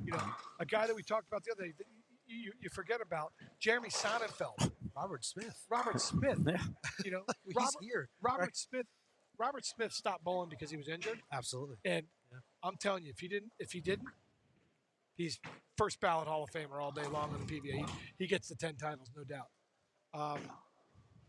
How many titles would you have? I How much won a- accolades would you have? if you didn't get I won a couple sweepers. So, He was just winning all over the globe. it was yeah. just one. That's the difference. Like it's So hard to. I think that's some of the problem with the way it works in our sport. It's getting better now, to Timmy's point, where they didn't have the internet and stuff like that. So you didn't know who Don Barrett was. You didn't know who Jesper Svensson was. There's a lot of cats that can bowl in Sweden. Like we see It's a some of crazy them. amount. We see some of them. We don't see all of them. Trust me. Yeah, There's some it's boys it's that a can crazy amount. kegel over there. Yeah. So Korea, crazy. yeah, I mean, stupid. That just say, I don't really want to go to the States. Like, and you know what I mean? yeah. So, like, it was the same thing when you were at your prime. You were winning all over the world. People didn't even know. Like, because it's not like it is now. Like, if you put your body of work into what was The back internet then, now, listen, bro, Yeah, it'd be different story. Who's it was- is somebody rolling me no, up? it was funny because when I featured that you were coming out here to the tournament, you know how I did the spotlight on you? I put a link to your bio. The okay. fact that you have to scroll Yeah, there's more than one through page, titles, people. bro. I'm telling you, you have you can, and it's not. I didn't go like to a 25 font size, to get scrolling. It's literally accolades. Yeah. And I'm not. And I appreciate it, I'm man. saying that purely I out appreciate it, of man. truth, not that. Yeah, Google it. I'm not stroking ego. Yeah, I said, Google if you it. don't know who Tim Mack is, Google Tim Google Mack. it. And then just say Tim Mack titles, Google. and then you'll be sitting around for a while. I appreciate it. I want to thank Shauna Strauss too for Shauna Strauss rolled me up. her kind words and She rolled me up. and Charles Price also. I'm fighting hard to get back again. I know I'm not what I once was, but it's not going to be from a lack of effort, I can tell you. And I just thank you guys for the kind words. As I get further away from it and we get older, right? I was cleaning out my house. Doing some housekeeping as we all do, and I run into some old pictures and some old things. Now you start to realize how special those times really were. I was talking to Robert about them and how special and how unique that experience was. And then all those years, traveling and sacrificing and doing the things that I was blessed, and Storm was so supportive, and Bill Crispin was, and Bill and Barb Crispin and Corbin Austin, and just that whole group of people up there were so supportive for me, and I was getting my start and trying to help them grow internationally, and it was a really, really cool partnership, right? And it still is to this day. I'm 29 years there, so I'm really blessed because I want to mention that because I don't think I get where I get without the support Right. of those guys, And that's a long time.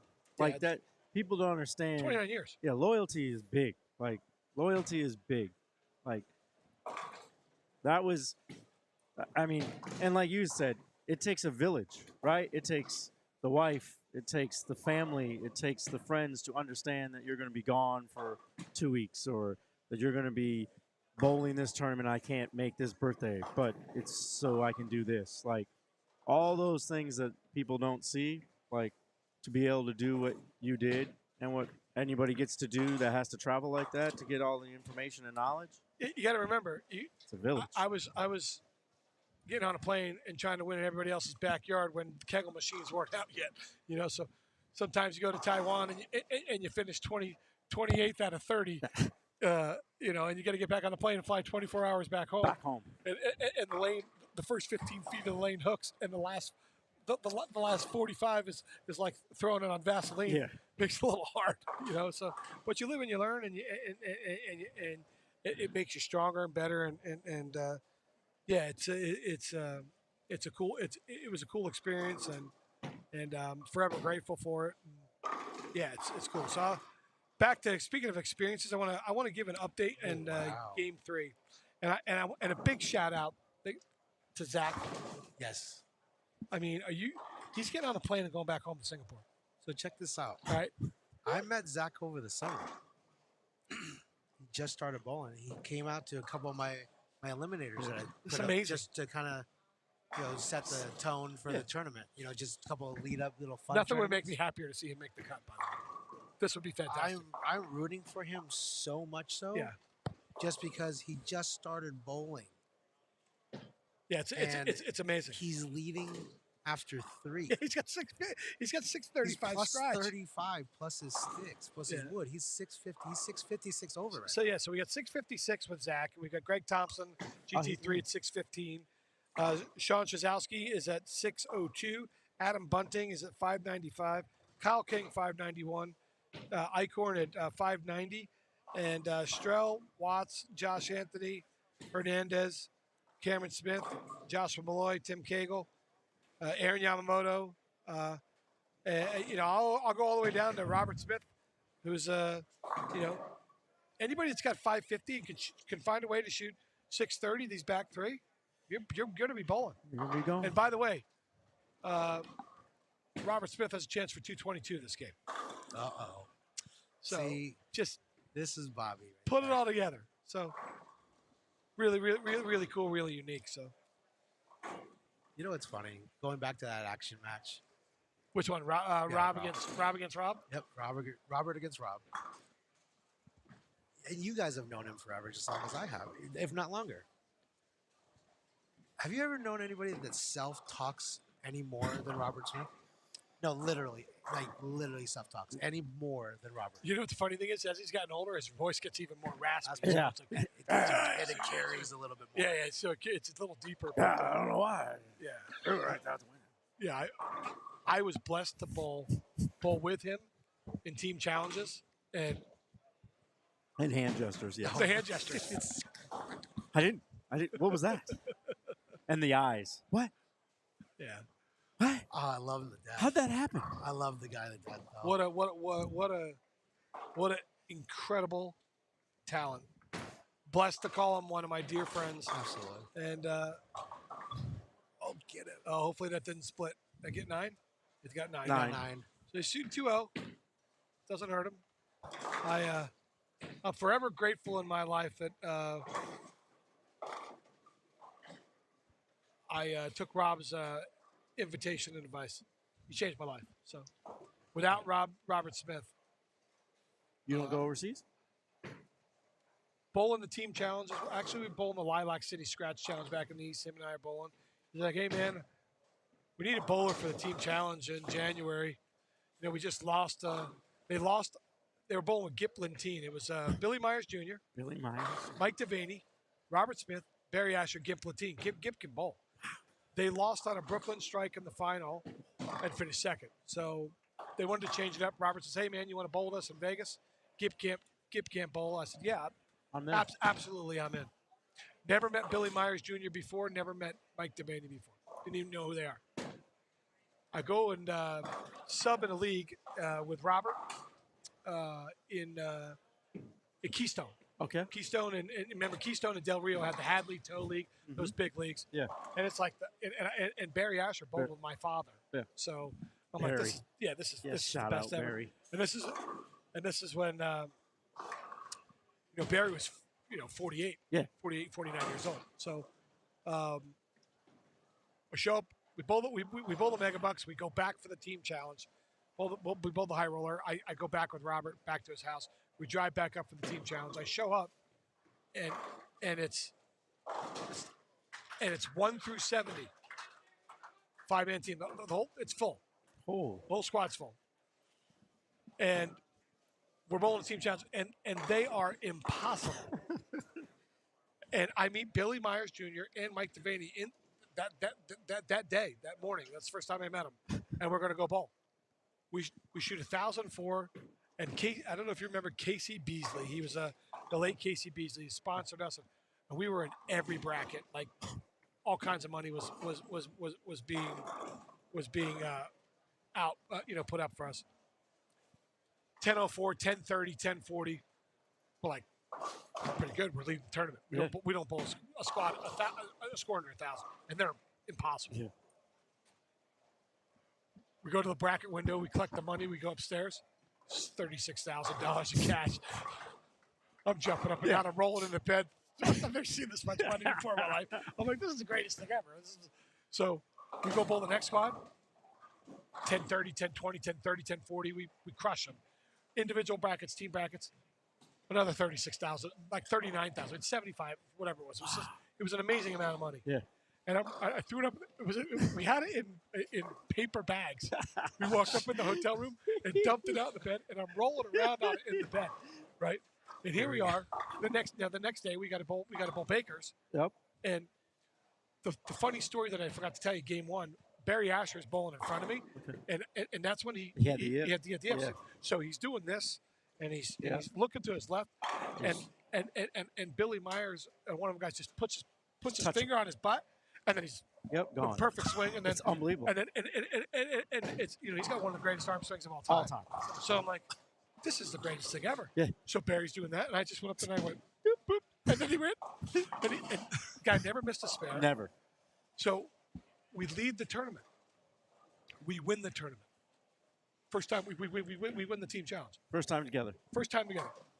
Robert says, "Hey man, in 2 months I'm going to go to Singapore. I'm like, you want to go? You come with me? You just got to average like 190, and you'll make money. They're impossible over there, and it's a big prize for 300. It's $100,000 for 300. I'm like, what?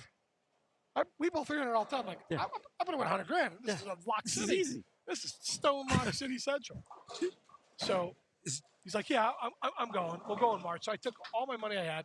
I get on the plane. I fly out to L.A. with Robert. I bowled the Hadley Toe League, and it's one of the hard rounds. And I shot like 740 and won a bunch of brackets, won a bunch of money. I'm like, that's great. We get on the plane and play for everything. I fly Northwest Airlines. I'm in 56D or 56F. I'm sitting on the window when they're still smoking in the 747-400s. So there's nothing but chimneys in the back, right? I remember the movie I watched. I watched Bridges of Madison County with Meryl Streep and Clint Eastwood. And I'm on my first international flight. We fly L.A. to Seattle, then Seattle to Tokyo. I've never been out of the country in my life. I've got my passport. I'm like, this is unbelievable. This is crazy. So we show up in Singapore, get a hotel room, and the people weren't there to pick us up. The people pick us up, and we get sorted out for everything. Robert shoots 192, by the way, so he's still in good shape. We start bowling a tournament. It's 10 games, 10 games, 10 games.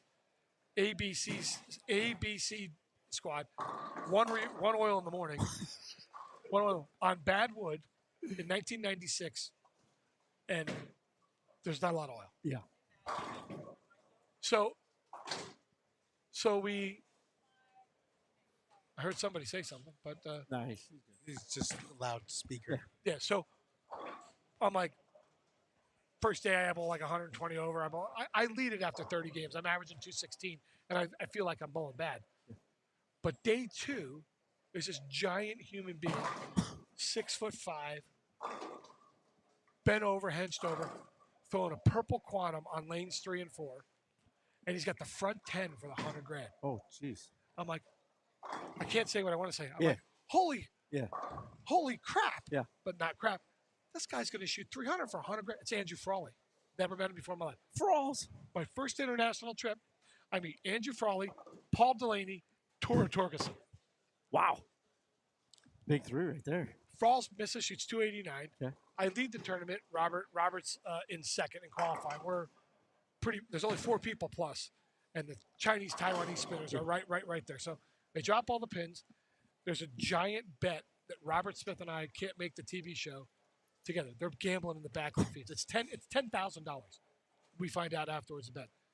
Robert throws his forest fire, right? And they're super tight, super tight. They're they're pulling out all the stops for us.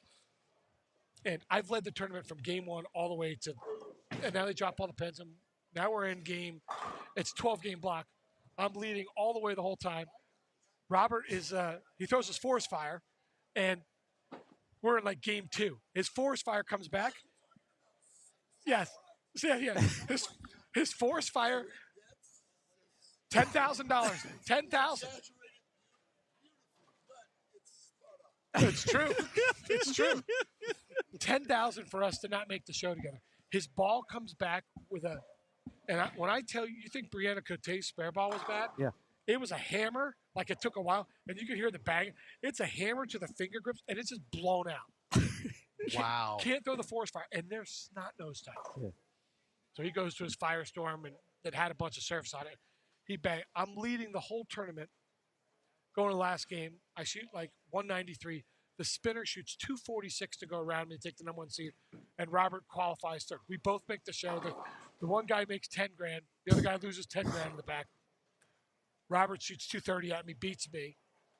Loses the spinner, chops him up. He beats him, shoots 240, and Robert and I finish second and third. And there was a big contingency from Korea there. Meanwhile, the whole week I'm like, this is the greatest thing ever. Like Singapore's like spotlight. Yeah.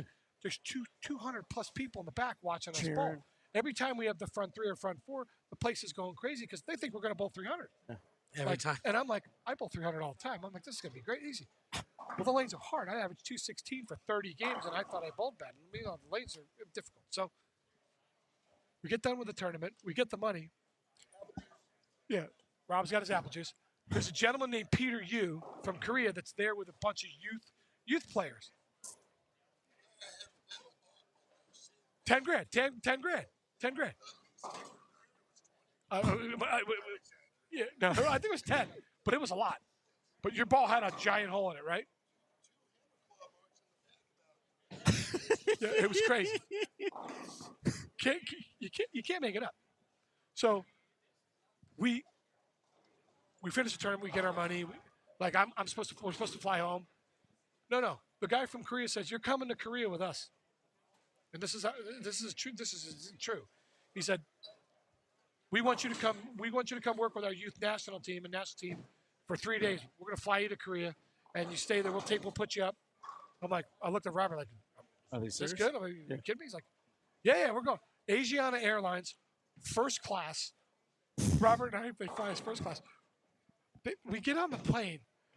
The flight attendant takes my shoes off and gives me slippers. Okay? Out comes a full-fledged breakfast because we're flying at midnight to get there in the morning.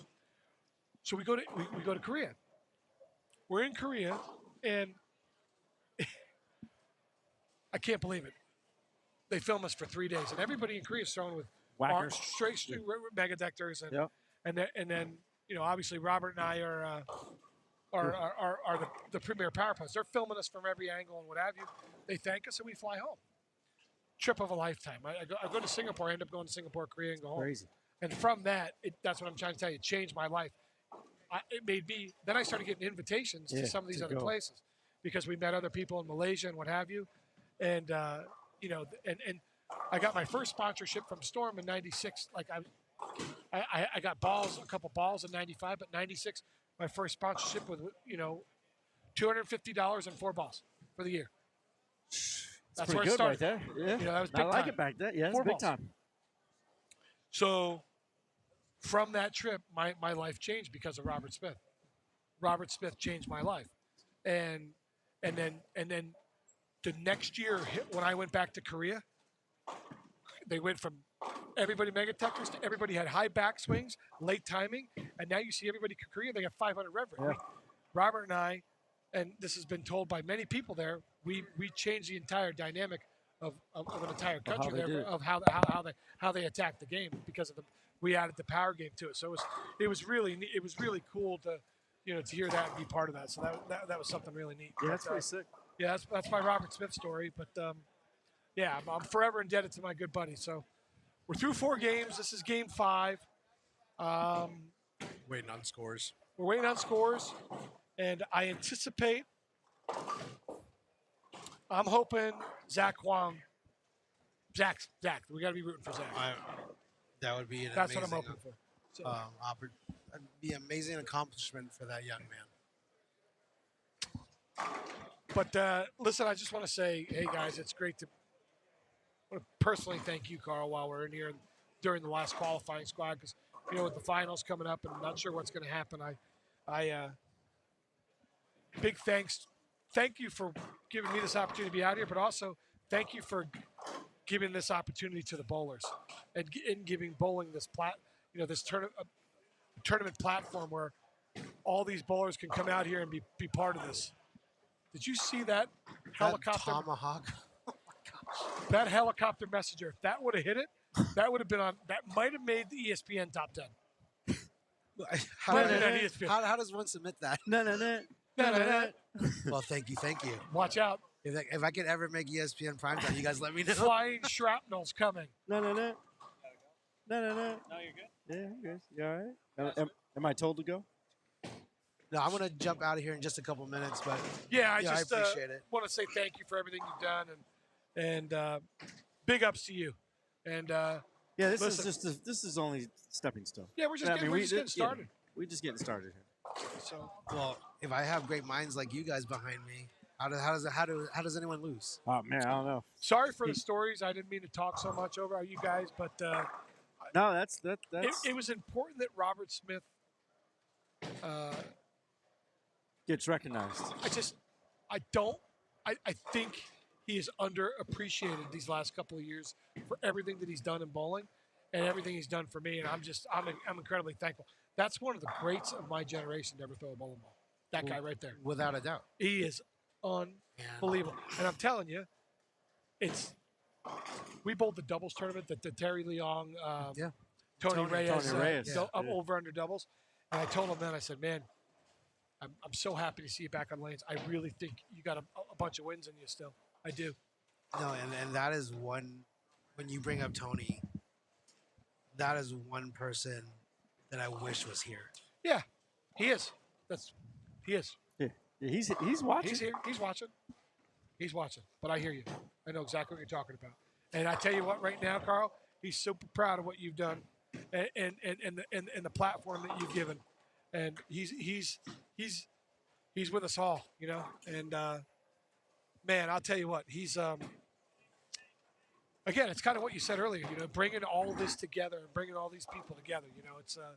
It's a special time, and you ought to be real proud of what you've done. No, I appreciate it. I just Shenanigans. when we all talk about stories with Robert, those are probably like two closest friends in the bowling world. So sorry. No, that's okay. It's okay to be emotional. It's okay. It's okay. We missed a guy, and but what we need to do is continue to keep his spirit alive, and things like this, and mentioning him. Yeah, I just think he would have. Yeah, God, can you imagine if all of us were together with Tony right now? I mean, as soon as this tournament is over, I don't even know the shenanigans, or at least the stories and the amount of laughs that we would I share. can tell you the other guy that I'd like to be here is Terry Leong. Yes. At 73 years of age, giving me this swing. How about this one? It would have been unbelievable. But we carry their memories, guys, and that's what we're supposed to do. Shrapnel. All right. On that note, I'm going to let you go. I'm gonna let you guys Sorry go. to make you tear up, but we love you, buddy. No, it's And just proud of what you've done. Appreciate thank you. you guys both so much Yeah. for being here. Appreciate you. I'm gonna go try to tabulate this thing. Yeah, it's and Try to get that nitty-gritty in now. again, and let's get this. we'll get the Eagle finals going. Eagle McNeil in here, and we're gonna need Blair to get back in here because we're gonna need her to do some production work over here. Some 'Cause cloudy. I am lacking in that department, Maddie. So can you grab me Blair because we need a little help over here on maneuvering things around over here. I didn't do anything. That's the problem. But I'm gonna I just keep Good, telling buddy, stories. All right, go boys. Thank you, Mike. As always, thank you for being a part of this tournament. Yeah, and being man. a Wouldn't miss sponsor it. with Thank you for allowing us in. Come on, man. That's easy. Come on, man.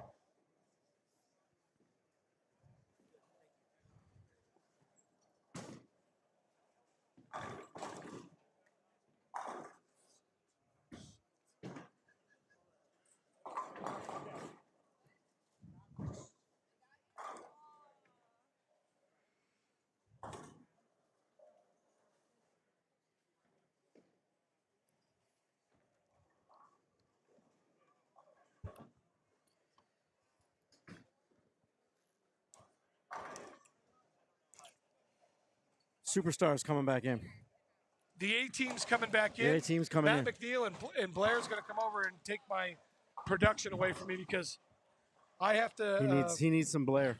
I just told him some funny stories, and Man, those are some. I need our leader in here to actually run the screen the way it's supposed to be run. So, Mikey, much love to you, brother. Timmy, Loved every bit of it. love you, brother. Right back at you, Maddie. I'll see you in January, I'm sure, Can't wait. or February. Maddie and US Blair. Open. A team is in. See you guys.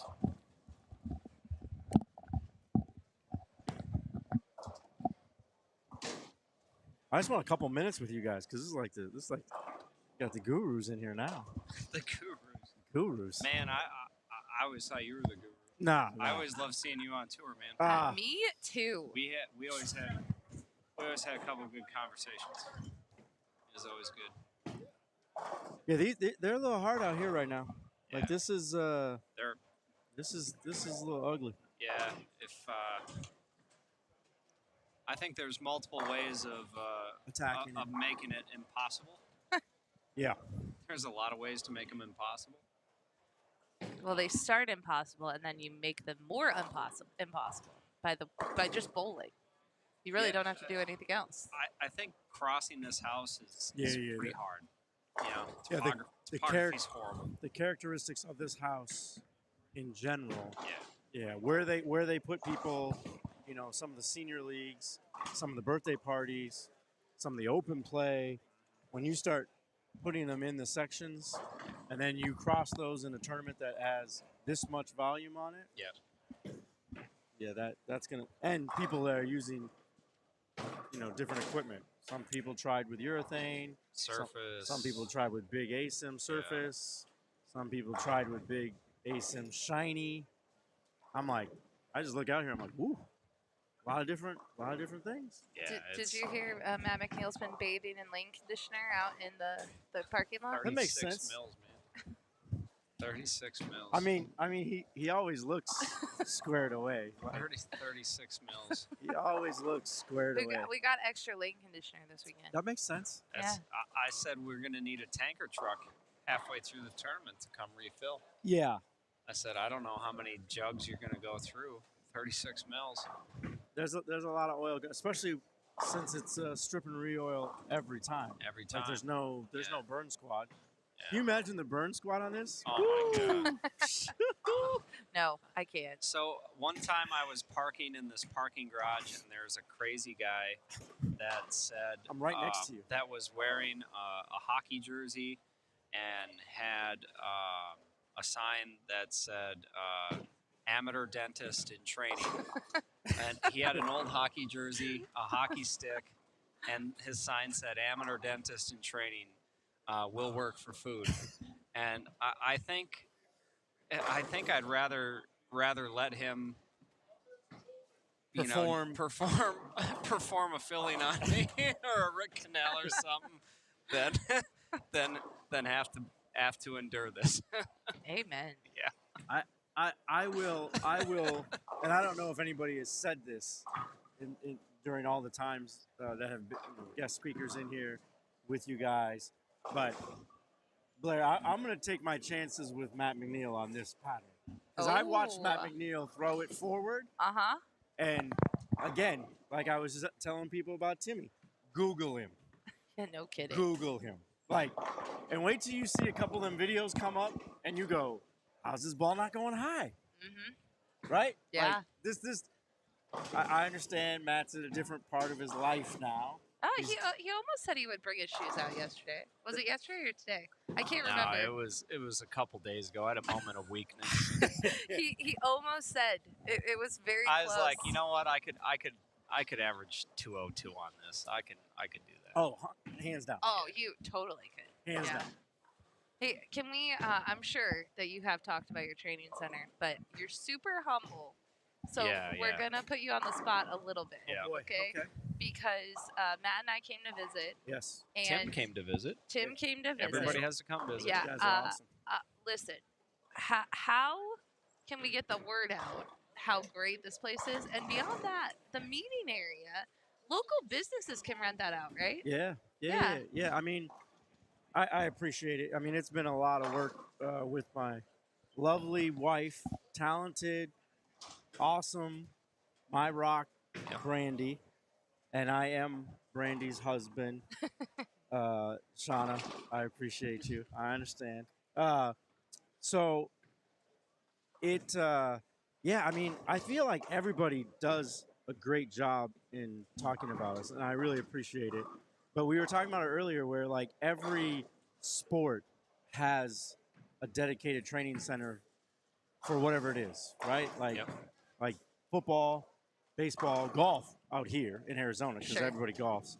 But, like, everybody has that. So when you get to that level, and you guys are doing an unbelievable job with the SPI, the youth movement, like getting all the kids and running these events on challenging patterns so that they can see and actually bowl on it, because the state of our game right now is in a little influx, and maybe some of the specialized training and patterns are a little brutal to come by. Yeah. So what you guys are doing is awesome to allow, and it's growing. I mean, you can see it in the number of participation people that are going to these tournaments. Junior Gold is grown. I mean, I remember when Junior Golds first started in Vegas. Like, there's like 24 kids there. They're like, Right. these are the best of the 24 that everybody knew. And now it's like 5,000. You're like, what? Yeah. 5,000 kids here. Yeah, Like, I didn't even know 5,000 I'm kids like, bowl. I'm like, I guess these kids bowl. Yeah. So yeah, I mean, it's the training center. I will say that my brother-in-law Brett Wolf is doing. He's our head coach there. He does most of the coaching there. He does a great job. Brett's a great instructor, like a great teacher. He loves teaching. My wife keeps everything together. And sometimes, if you unfortunately have to deal with me, you might get some double barrels, because there's one thing I won't do to you is lie. So I will tell you what I feel that you need to work on, and or if you do or don't need a bowling ball. Yep. Which I tell a lot of people that you don't need a bowling ball. I spent a lot of money putting lanes in here so that I can make you a better bowler. That's That's right. awesome. So like, that comes with a little pushback, but everybody in our valley, all the other shops, they've been great. They come in and use the facility. They talk about it, because it's really about the facility. I don't need to drill any more bowling balls. It's fine, but the facility, like, it's as close as I think I've seen anybody get to Kegel. I Yeah. mean, Chartrand's facility is ridiculous. I mean, John Davis Yeah. created something where, like, if you ever get a chance to see that place, It's beautiful. come It's- 100%. I something to went see. this year. it's freakish. It's amazing. It's stupid. And like that, the Yeah. lane part of it is just a small part. Oh my! You take Yeah. a tour of that place? Yeah. Come on, That's man. what we were back in the lab. Yeah, it's and went stupid. into the other building, like JJ's office. JJ's and everything. building? Yeah. JJ's Don exactly. Agent's Yeah. building. Yeah, Don Agent. I mean, Shout out to Don Yeah. Agent. Yeah, but Don they do Agent, say yeah. that it's JJ's lane back there. 'cause- It's come on. yeah, right. That guy don't need a lane. You can't beat him anyways. No, Oh my you gosh! can't. Shout out to him. JJ. But yeah, no, we always talk about, you brought up the kids, right? And Mhm. all the places that people can go in the sport career wise. Yeah. They Yeah. hire bowlers. Yeah. Like Yeah. kids, like Yeah. go to school, use your smart money, Yep. pay for it, and then go work at Kegel Yeah. or I mean, Storm or wherever. Like, there's so many places. Like, there's so many other avenues, like, as far as like the physical bowling part, like, I am not anywhere near as decorated as my wife, my brother-in-law, the people in this booth. Like, nothing like that. I you're would more ne- than me. You're I- good. You I got would you got never- me.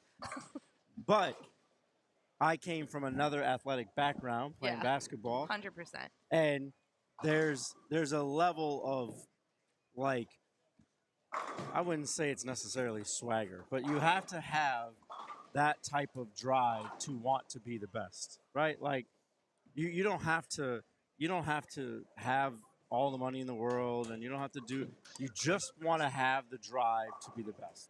I mean, Matt, let's be honest. When you were in your heyday and you were bowling all the open championships, you can't tell me for a second that when you would show up, wherever it was at, Reno, Vegas, Corpus Christi, that you were like, I'm going to put a number up this year. Like I'm going to put a number up. Like whether I win or not, I'm gonna try to go, and I'm working hard all year absolutely. to prepare. Yeah, you're working so hard for the 9 games. Yeah, and it was your job. Absolutely. Yeah. Like 100%. you had other things to do, but time you can't have the scoring prowess you had without putting time in, which is I think gets understated in our sport a lot. The amount of time some of these people put in. Oh. The Simons. You see the tip of the iceberg. Yeah, like you see the tip of the iceberg. The hours. I mean, yeah, Simo. Yeah. I mean, you look at him when he grew up in a bowling center because his mom was working at the grocery store. Yeah. You know, I mean, the boys in Texas took him under their wing. Yeah. The Wesses. Yeah. You know, it's just. Yeah. People don't just turn good. No. Goodness gracious. That doesn't. No. Well, you know what? I'm gonna say there's a bit of a. I think the coolest and shortest window of greatness, jump to greatness I've ever seen in my life is Ryan Barnes. I would agree with that. I'm just going to put this in perspective. 7 years ago, okay, at this point in time, Ryan Barnes was on the developmental team at Wichita State University. Yeah.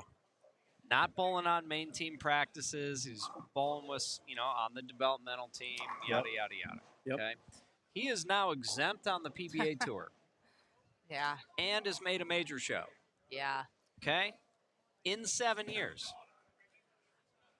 I think that qualifies as one of the shortest windows of rise to greatness that I've ever seen or will ever see in my life. I just can't believe, if you start bowling, I think Ryan had been bowling for maybe a year or two. Yeah, maybe. He was playing basketball. Yeah. And he was doing other sports. Yep. Trying to get away from the 2 HOFs that he has that are his parents. Yeah. The great Yeah. Linda Norrie. Do not Linda Barnes. not excuse me. forget Linda, right? Oh, like no. everyone. No, I know. rank Linda way over Chris. Come on. Right? That's a true bowler right there. Way over. I hope he hears this. Oh my gosh. I was talking to Linda a couple weeks ago, and she told me, she goes, yeah, people tell me all the time he's just like Chris, and she goes, I hope someday someone says that he's like me. I go, all right. There's the difference between those two could not be farther apart.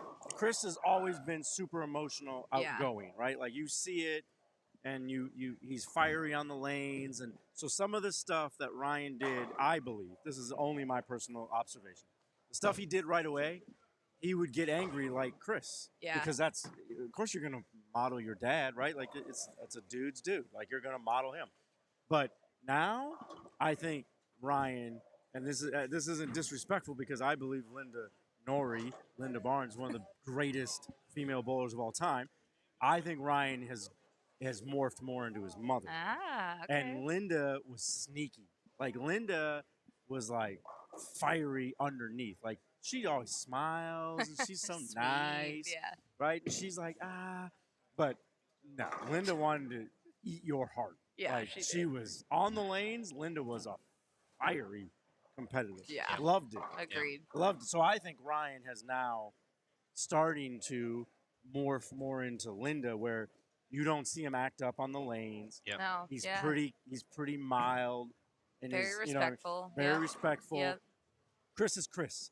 Chris is one of the I mean arguably one of the most technically sound bowlers of all time. Oh, like hands down. I mean, Easily. right? So like Yeah. I mean, Chris is Chris, and if that's how he has to emote, that's how he has to emote.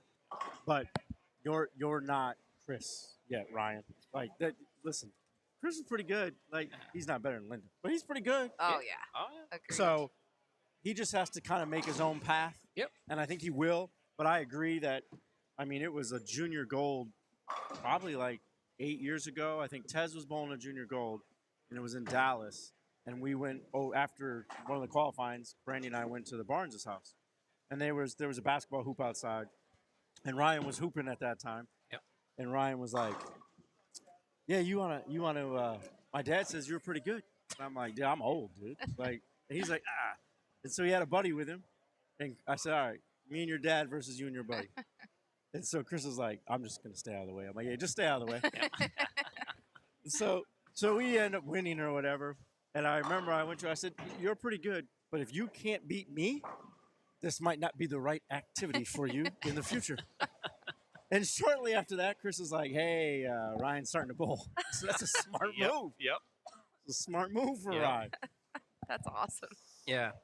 But I agree. I mean, from just like, oh, Ryan's starting to bowl to now he's an exempt on exempt. tour Yeah. in such a short window of time. I mean, There's a lot of people that are pretty good that aren't exempt on tour next year. Yeah. Like, I mean, that was a pretty stout field of people for that. So Yeah. I hope he continues his growth. I think it'll be good for the tour because there is a big gap in age from the Bill O'Neills, the Tommy Joneses. You step down to the next gap, which is the Prathers, the E.J. Tackett's, the Marshall Kents. And then after that, Yep.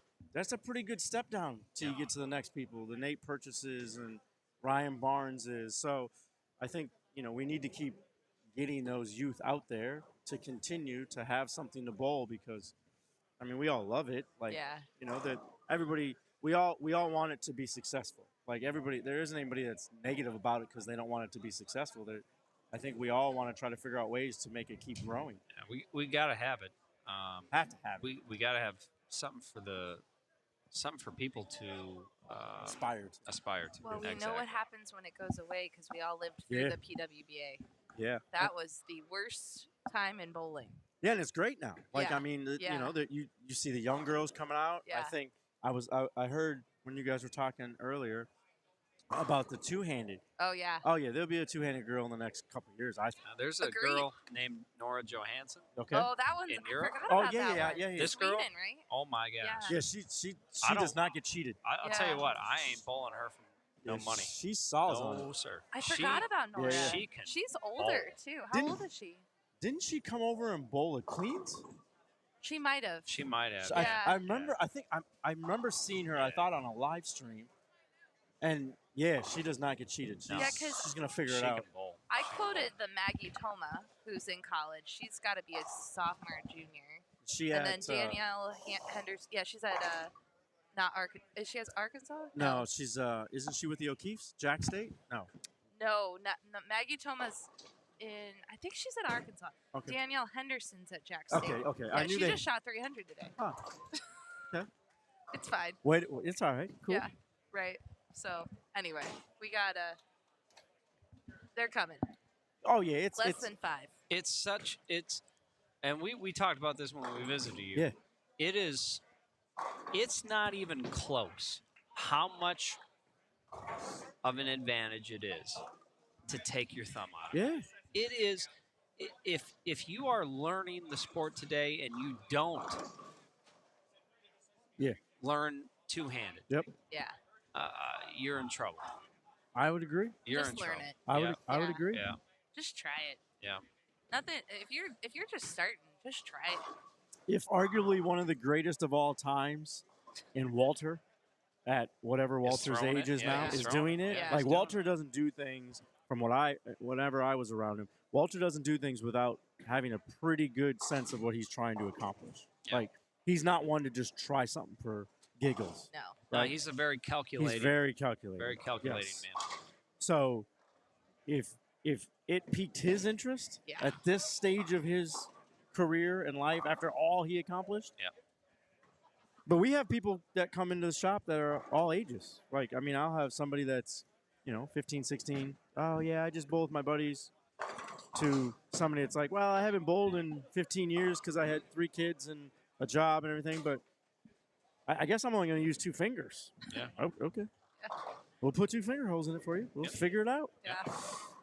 Now, if someone wants to book a lesson Yes. or come visit B3, Yes. how do they go about this? So you can on the internet, on the World Wide Web net, you can search B3 Performance, or just go to b3performance.com. It has all the web page is not up and running. Like the web page is just parked so that it has all of our information as far as hours, contact information. The best way to book lane time from wherever you are in the country, world, wherever, is just to contact us. Again, my lovely wife will schedule you on the lanes. If you can come in and just bowl. So like we have a different pattern every day. We only do challenge shots. There is no house shot. So I think right now the easiest one that's in there is probably 3-1. Like so, it's going to be harder than your house shot, but it's going to make your house shot look like you're shooting fish in a barrel when you go back to bowling in league. So you would just contact us via that phone number. We'll set up a time with you. We have all the training tools. We have Specto. We have Torch. We have high-speed cameras. We have on-spot. So if you wanted to just shoot the 7-10 all day, every day, we can do that. So yeah, and then we'll find, during that time we can find what your positive access point is, which in bowling now, with the new rules and the way that you can manipulate some of these cores, You've got to know that. you have to know that information because it's not as simple as just going, oh, you want it to go a little longer, I'll put a weight hole high. Yep. Oh, you want it to flare a little more, I'll put a weight hole low. Like that doesn't happen anymore. Game 6. So like it's they spend so much money and they take so much time at all these manufacturers on core designs and to try to fit pieces in their lines that you want the most information you can have to drill into that piece to give you exactly what you're looking for. You know what I mean? Like, do you have problems in transition? Do you have problems on the fresh? Do you have problems on the start of the block? And if you have your progression as far as what you need to do from ball to ball to ball, well, now you don't feel so trapped. Yeah, it's easy. You're not bowling in a phone booth. Yeah, you can make decisions. Yeah. Decision making is the ultimate. It's key. Yeah, I mean, I hear so many times, people come to me, they're like, I bowled really bad. I said, I know your game. I said, you didn't bowl bad. You just made decisions. Poor bad. decisions. Yes. Yeah, your decision making was bad. Yes. Well, what do you mean? I said, you're a good bowler. Right. I said, did you just start, grabbing it and crowbarring it, and hitting your face with your elbow? Right. No. So I'm like, okay, it's just you didn't see the picture, so you created what you thought you needed to do, and now you're. So it's decision making. Yes. It's all about decision making. It's who does it fastest and the most effectively. And so it's a thinking person's game. Yep. You have to know yourself. You have to know your environment. You have to know your lineup. And what you hit on, Mike, was it starts with a PAP. Yeah. You have to. That is your identity, and then you build around that. Yep. I gotta read out John's comment. He says B3 is everything people say and more, and I gotta agree with it. Because all I've heard is how great B3 is, but you have to actually go and see it to really. It's I appreciate that, John. Yeah. Yeah, John and I talk a lot. John has a tournament club that he runs well with. In conjunction, he's been working with Carl a lot. They work together, bounce ideas off each other. His is obviously every month, so it's a little more than obviously this is once a year. But yeah, it's hard to just put pictures of it up and then go okay, because like everybody who's come that's been at bowling centers all around the country and places like that, and like when they come in, they're like, oh, we didn't really expect it, because when you pull up to it, it's just like a warehouse building. Like, I mean, you can't. I didn't build a whole building. I just got into a warehouse suite that was long enough to accommodate lanes and stuff. So like I couldn't do anything to the outside of the building. But then when you come in, you're like, I wasn't really expecting this, which is hopefully the idea when you come into it. But yeah, I appreciate. I mean, we appreciate everybody that comes to it, and we try to give everybody the best advice that we can, because we need more of this. Like we need more of this. Yeah, I mean, if there's so many parts of the bowling ecosystem that are absolutely dependent on each other, right? Yeah. Proprietors at the end of the day are dependent on the bowlers. Yep. Okay. The manufacturers are dependent on the bowlers and the proprietors. It's a big chain. They're you know, if you take one of the elements of the ecosystem out, Collapses. It collapses. Yeah. You know, the shops are dependent on the bowlers and dependent on the proprietors, because if we don't have a place to play, we don't have any bowlers. Right. You know, the No distributors. bowlers. No bowlers. Nobody's buying anything. Yeah, so it's just there's so many parts of our ecosystem that are dependent on each other, and Well, and one level even more than that, like you need the recreational play to make you want to get better, to go to a place hopefully like it V3, sucks you in, you know? right? Yeah, Hopefully and it then, hooks you. It's the hook. and then comes back Yeah. and joins a league and accidentally bowls a tournament. Yeah. Like, I mean, it's That- just, that- yeah. I will say that is one of the fun things where it's like, oh, I just wanted to get a ball just to bowl with my buddies. Yeah. And then about 2 months later, they're like, you have a ball that hooks? Right. And you're like, okay, you You're got the Yep, bite. that's it. Oh, I don't want to be conventional anymore. What's fingertip? Like, you know what I mean? They Yep. start asking questions. Then you know, okay, that's a flower we need to keep, Yeah. you know, and give them information. Okay, these are the tournaments, and that's what, like, something like this. This is pretty tough. Like, Yeah. I wouldn't tell anybody that, you know, has never ever bowled a tournament to come to do this one first. That might be a little rough because Yeah. this is what you do to go, I want to challenge myself. Yeah. I wanna want to see where I'm at. Yeah. And then you go, okay, this is what I need to work on for the next year, right? Yeah. Like, okay. But, like, we have ones in our valley. We have the TAT, which is John Verbal. And then we have Strike Force, which is Craig Spencer. He has a tournament club. And then Theo, who's in conjunction with Carl at this Right. tournament, he has one that's like this. Like, it's a step down from this, but it's a challenge shot all the time. It's once a month. They're called the CBEs. There's plenty for you to get started, go to the next level, go to the next level, and go to the next level. You know what I'm saying? Like, it's really good that there's some stepping stones from going from handicap bowling to scratch bowling to I'm bowling against, is Anthony Simonson on my pair? What? Yeah. Right? Like Yeah. Cortez Shanks on my pair? Like Yeah. rookie of the year? So Yeah, that alone is overwhelming. yeah, like when you Yeah. start going to that and you're like, oh, and then, but you don't want them to get discouraged. Right. Like, Right. you know, like Matt was saying, you want them to kind of continue to get hooked and nurture it and make them want to keep bowling.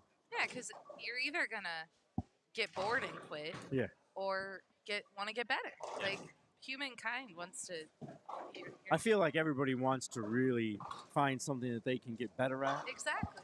And Use your time. yeah, I mean, most people that, let's be honest, right? Most people that are out here, minus Cortez, Simo, yeah. those guys, right? Tang, yeah. They all have a full-time job. Yeah. So they're using their money they earn through the week Yep. to come out and bowl on this lovely tournament condition. Yeah, Carl did himself on this one. Yeah, he really did. This was tough. Yeah. And so, but then they can go home and go, all right, so I either met my goal that I had, or I need to work on this for next year. Yeah. Right? And I haven't heard any, but honestly, I'm not going to say I'm surprised, but I haven't heard anyone leave and be like, I'm never coming back. Oh, Everyone has no. said, like, man, I am If you're honest with yourself, right.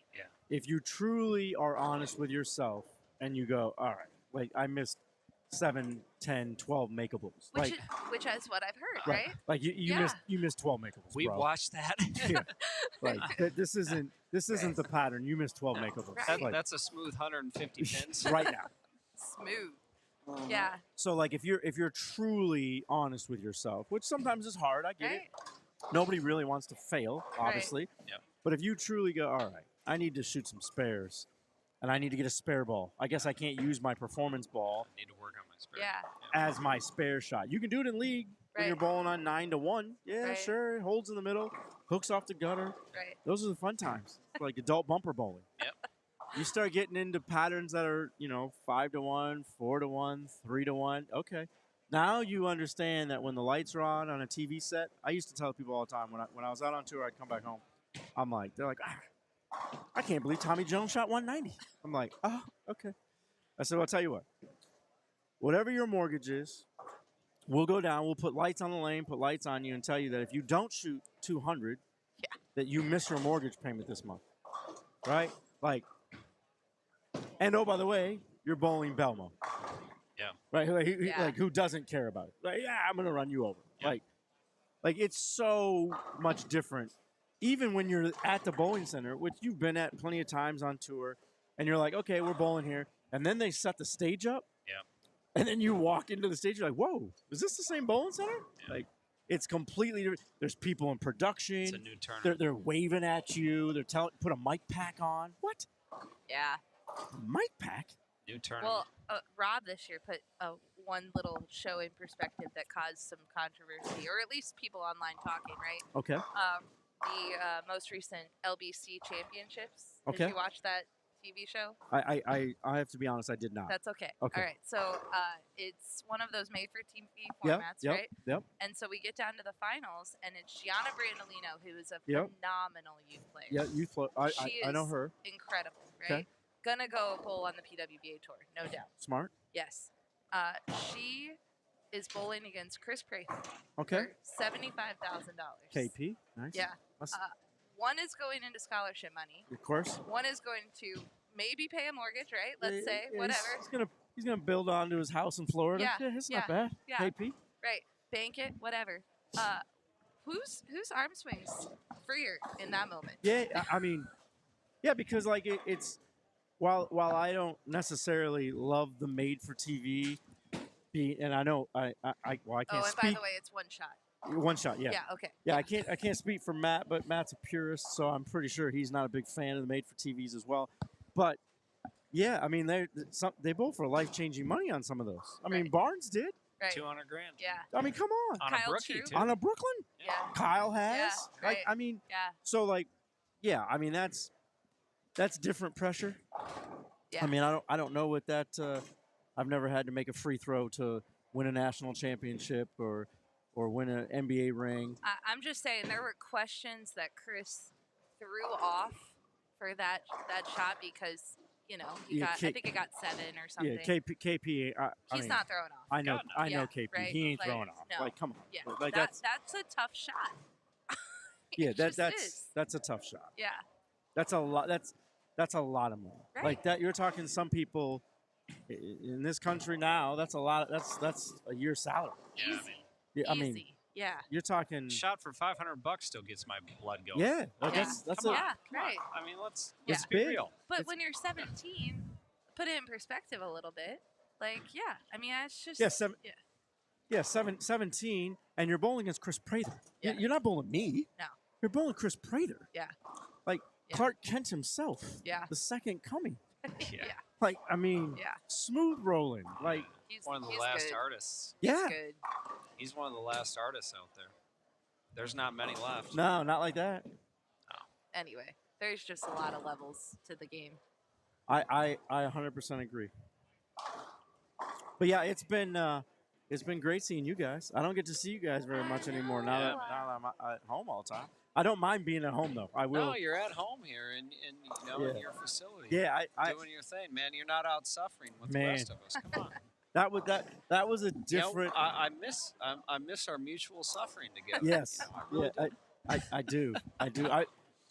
I will tell you this though. There is people are always like, "Oh, do you want to go on tour?" I don't miss tour. I miss the people. Yeah. Like you miss, like Timmy was talking about it earlier before you guys got in here about like just the relationships and stuff like him with Robert Smith, and Sure. there's just people that you don't just get to see. Like Yeah. like I was looking for.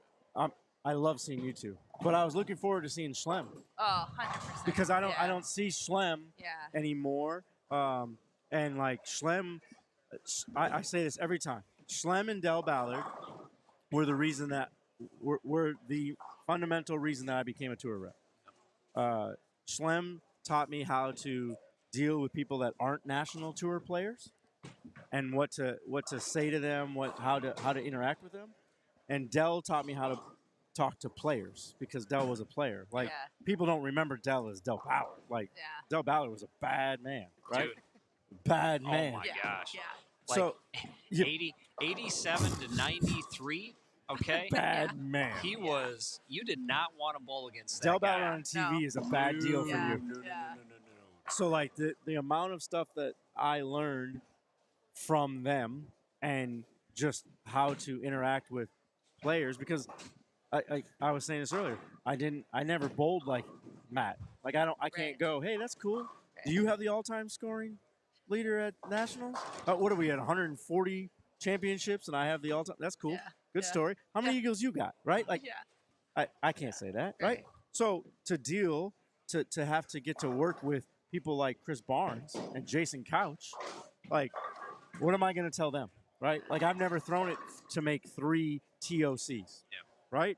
But like because I did other activities and other sports, it was the thought process of that moment, right? So like I always tried to be really smart with the products, and I think that doing that and then learning how to deal with what they want, like Yep. asking them, right? Like you did that when you were on tour. You're like, what do you need from me? Do you want to know what balls to use? Do you want to know where to stand?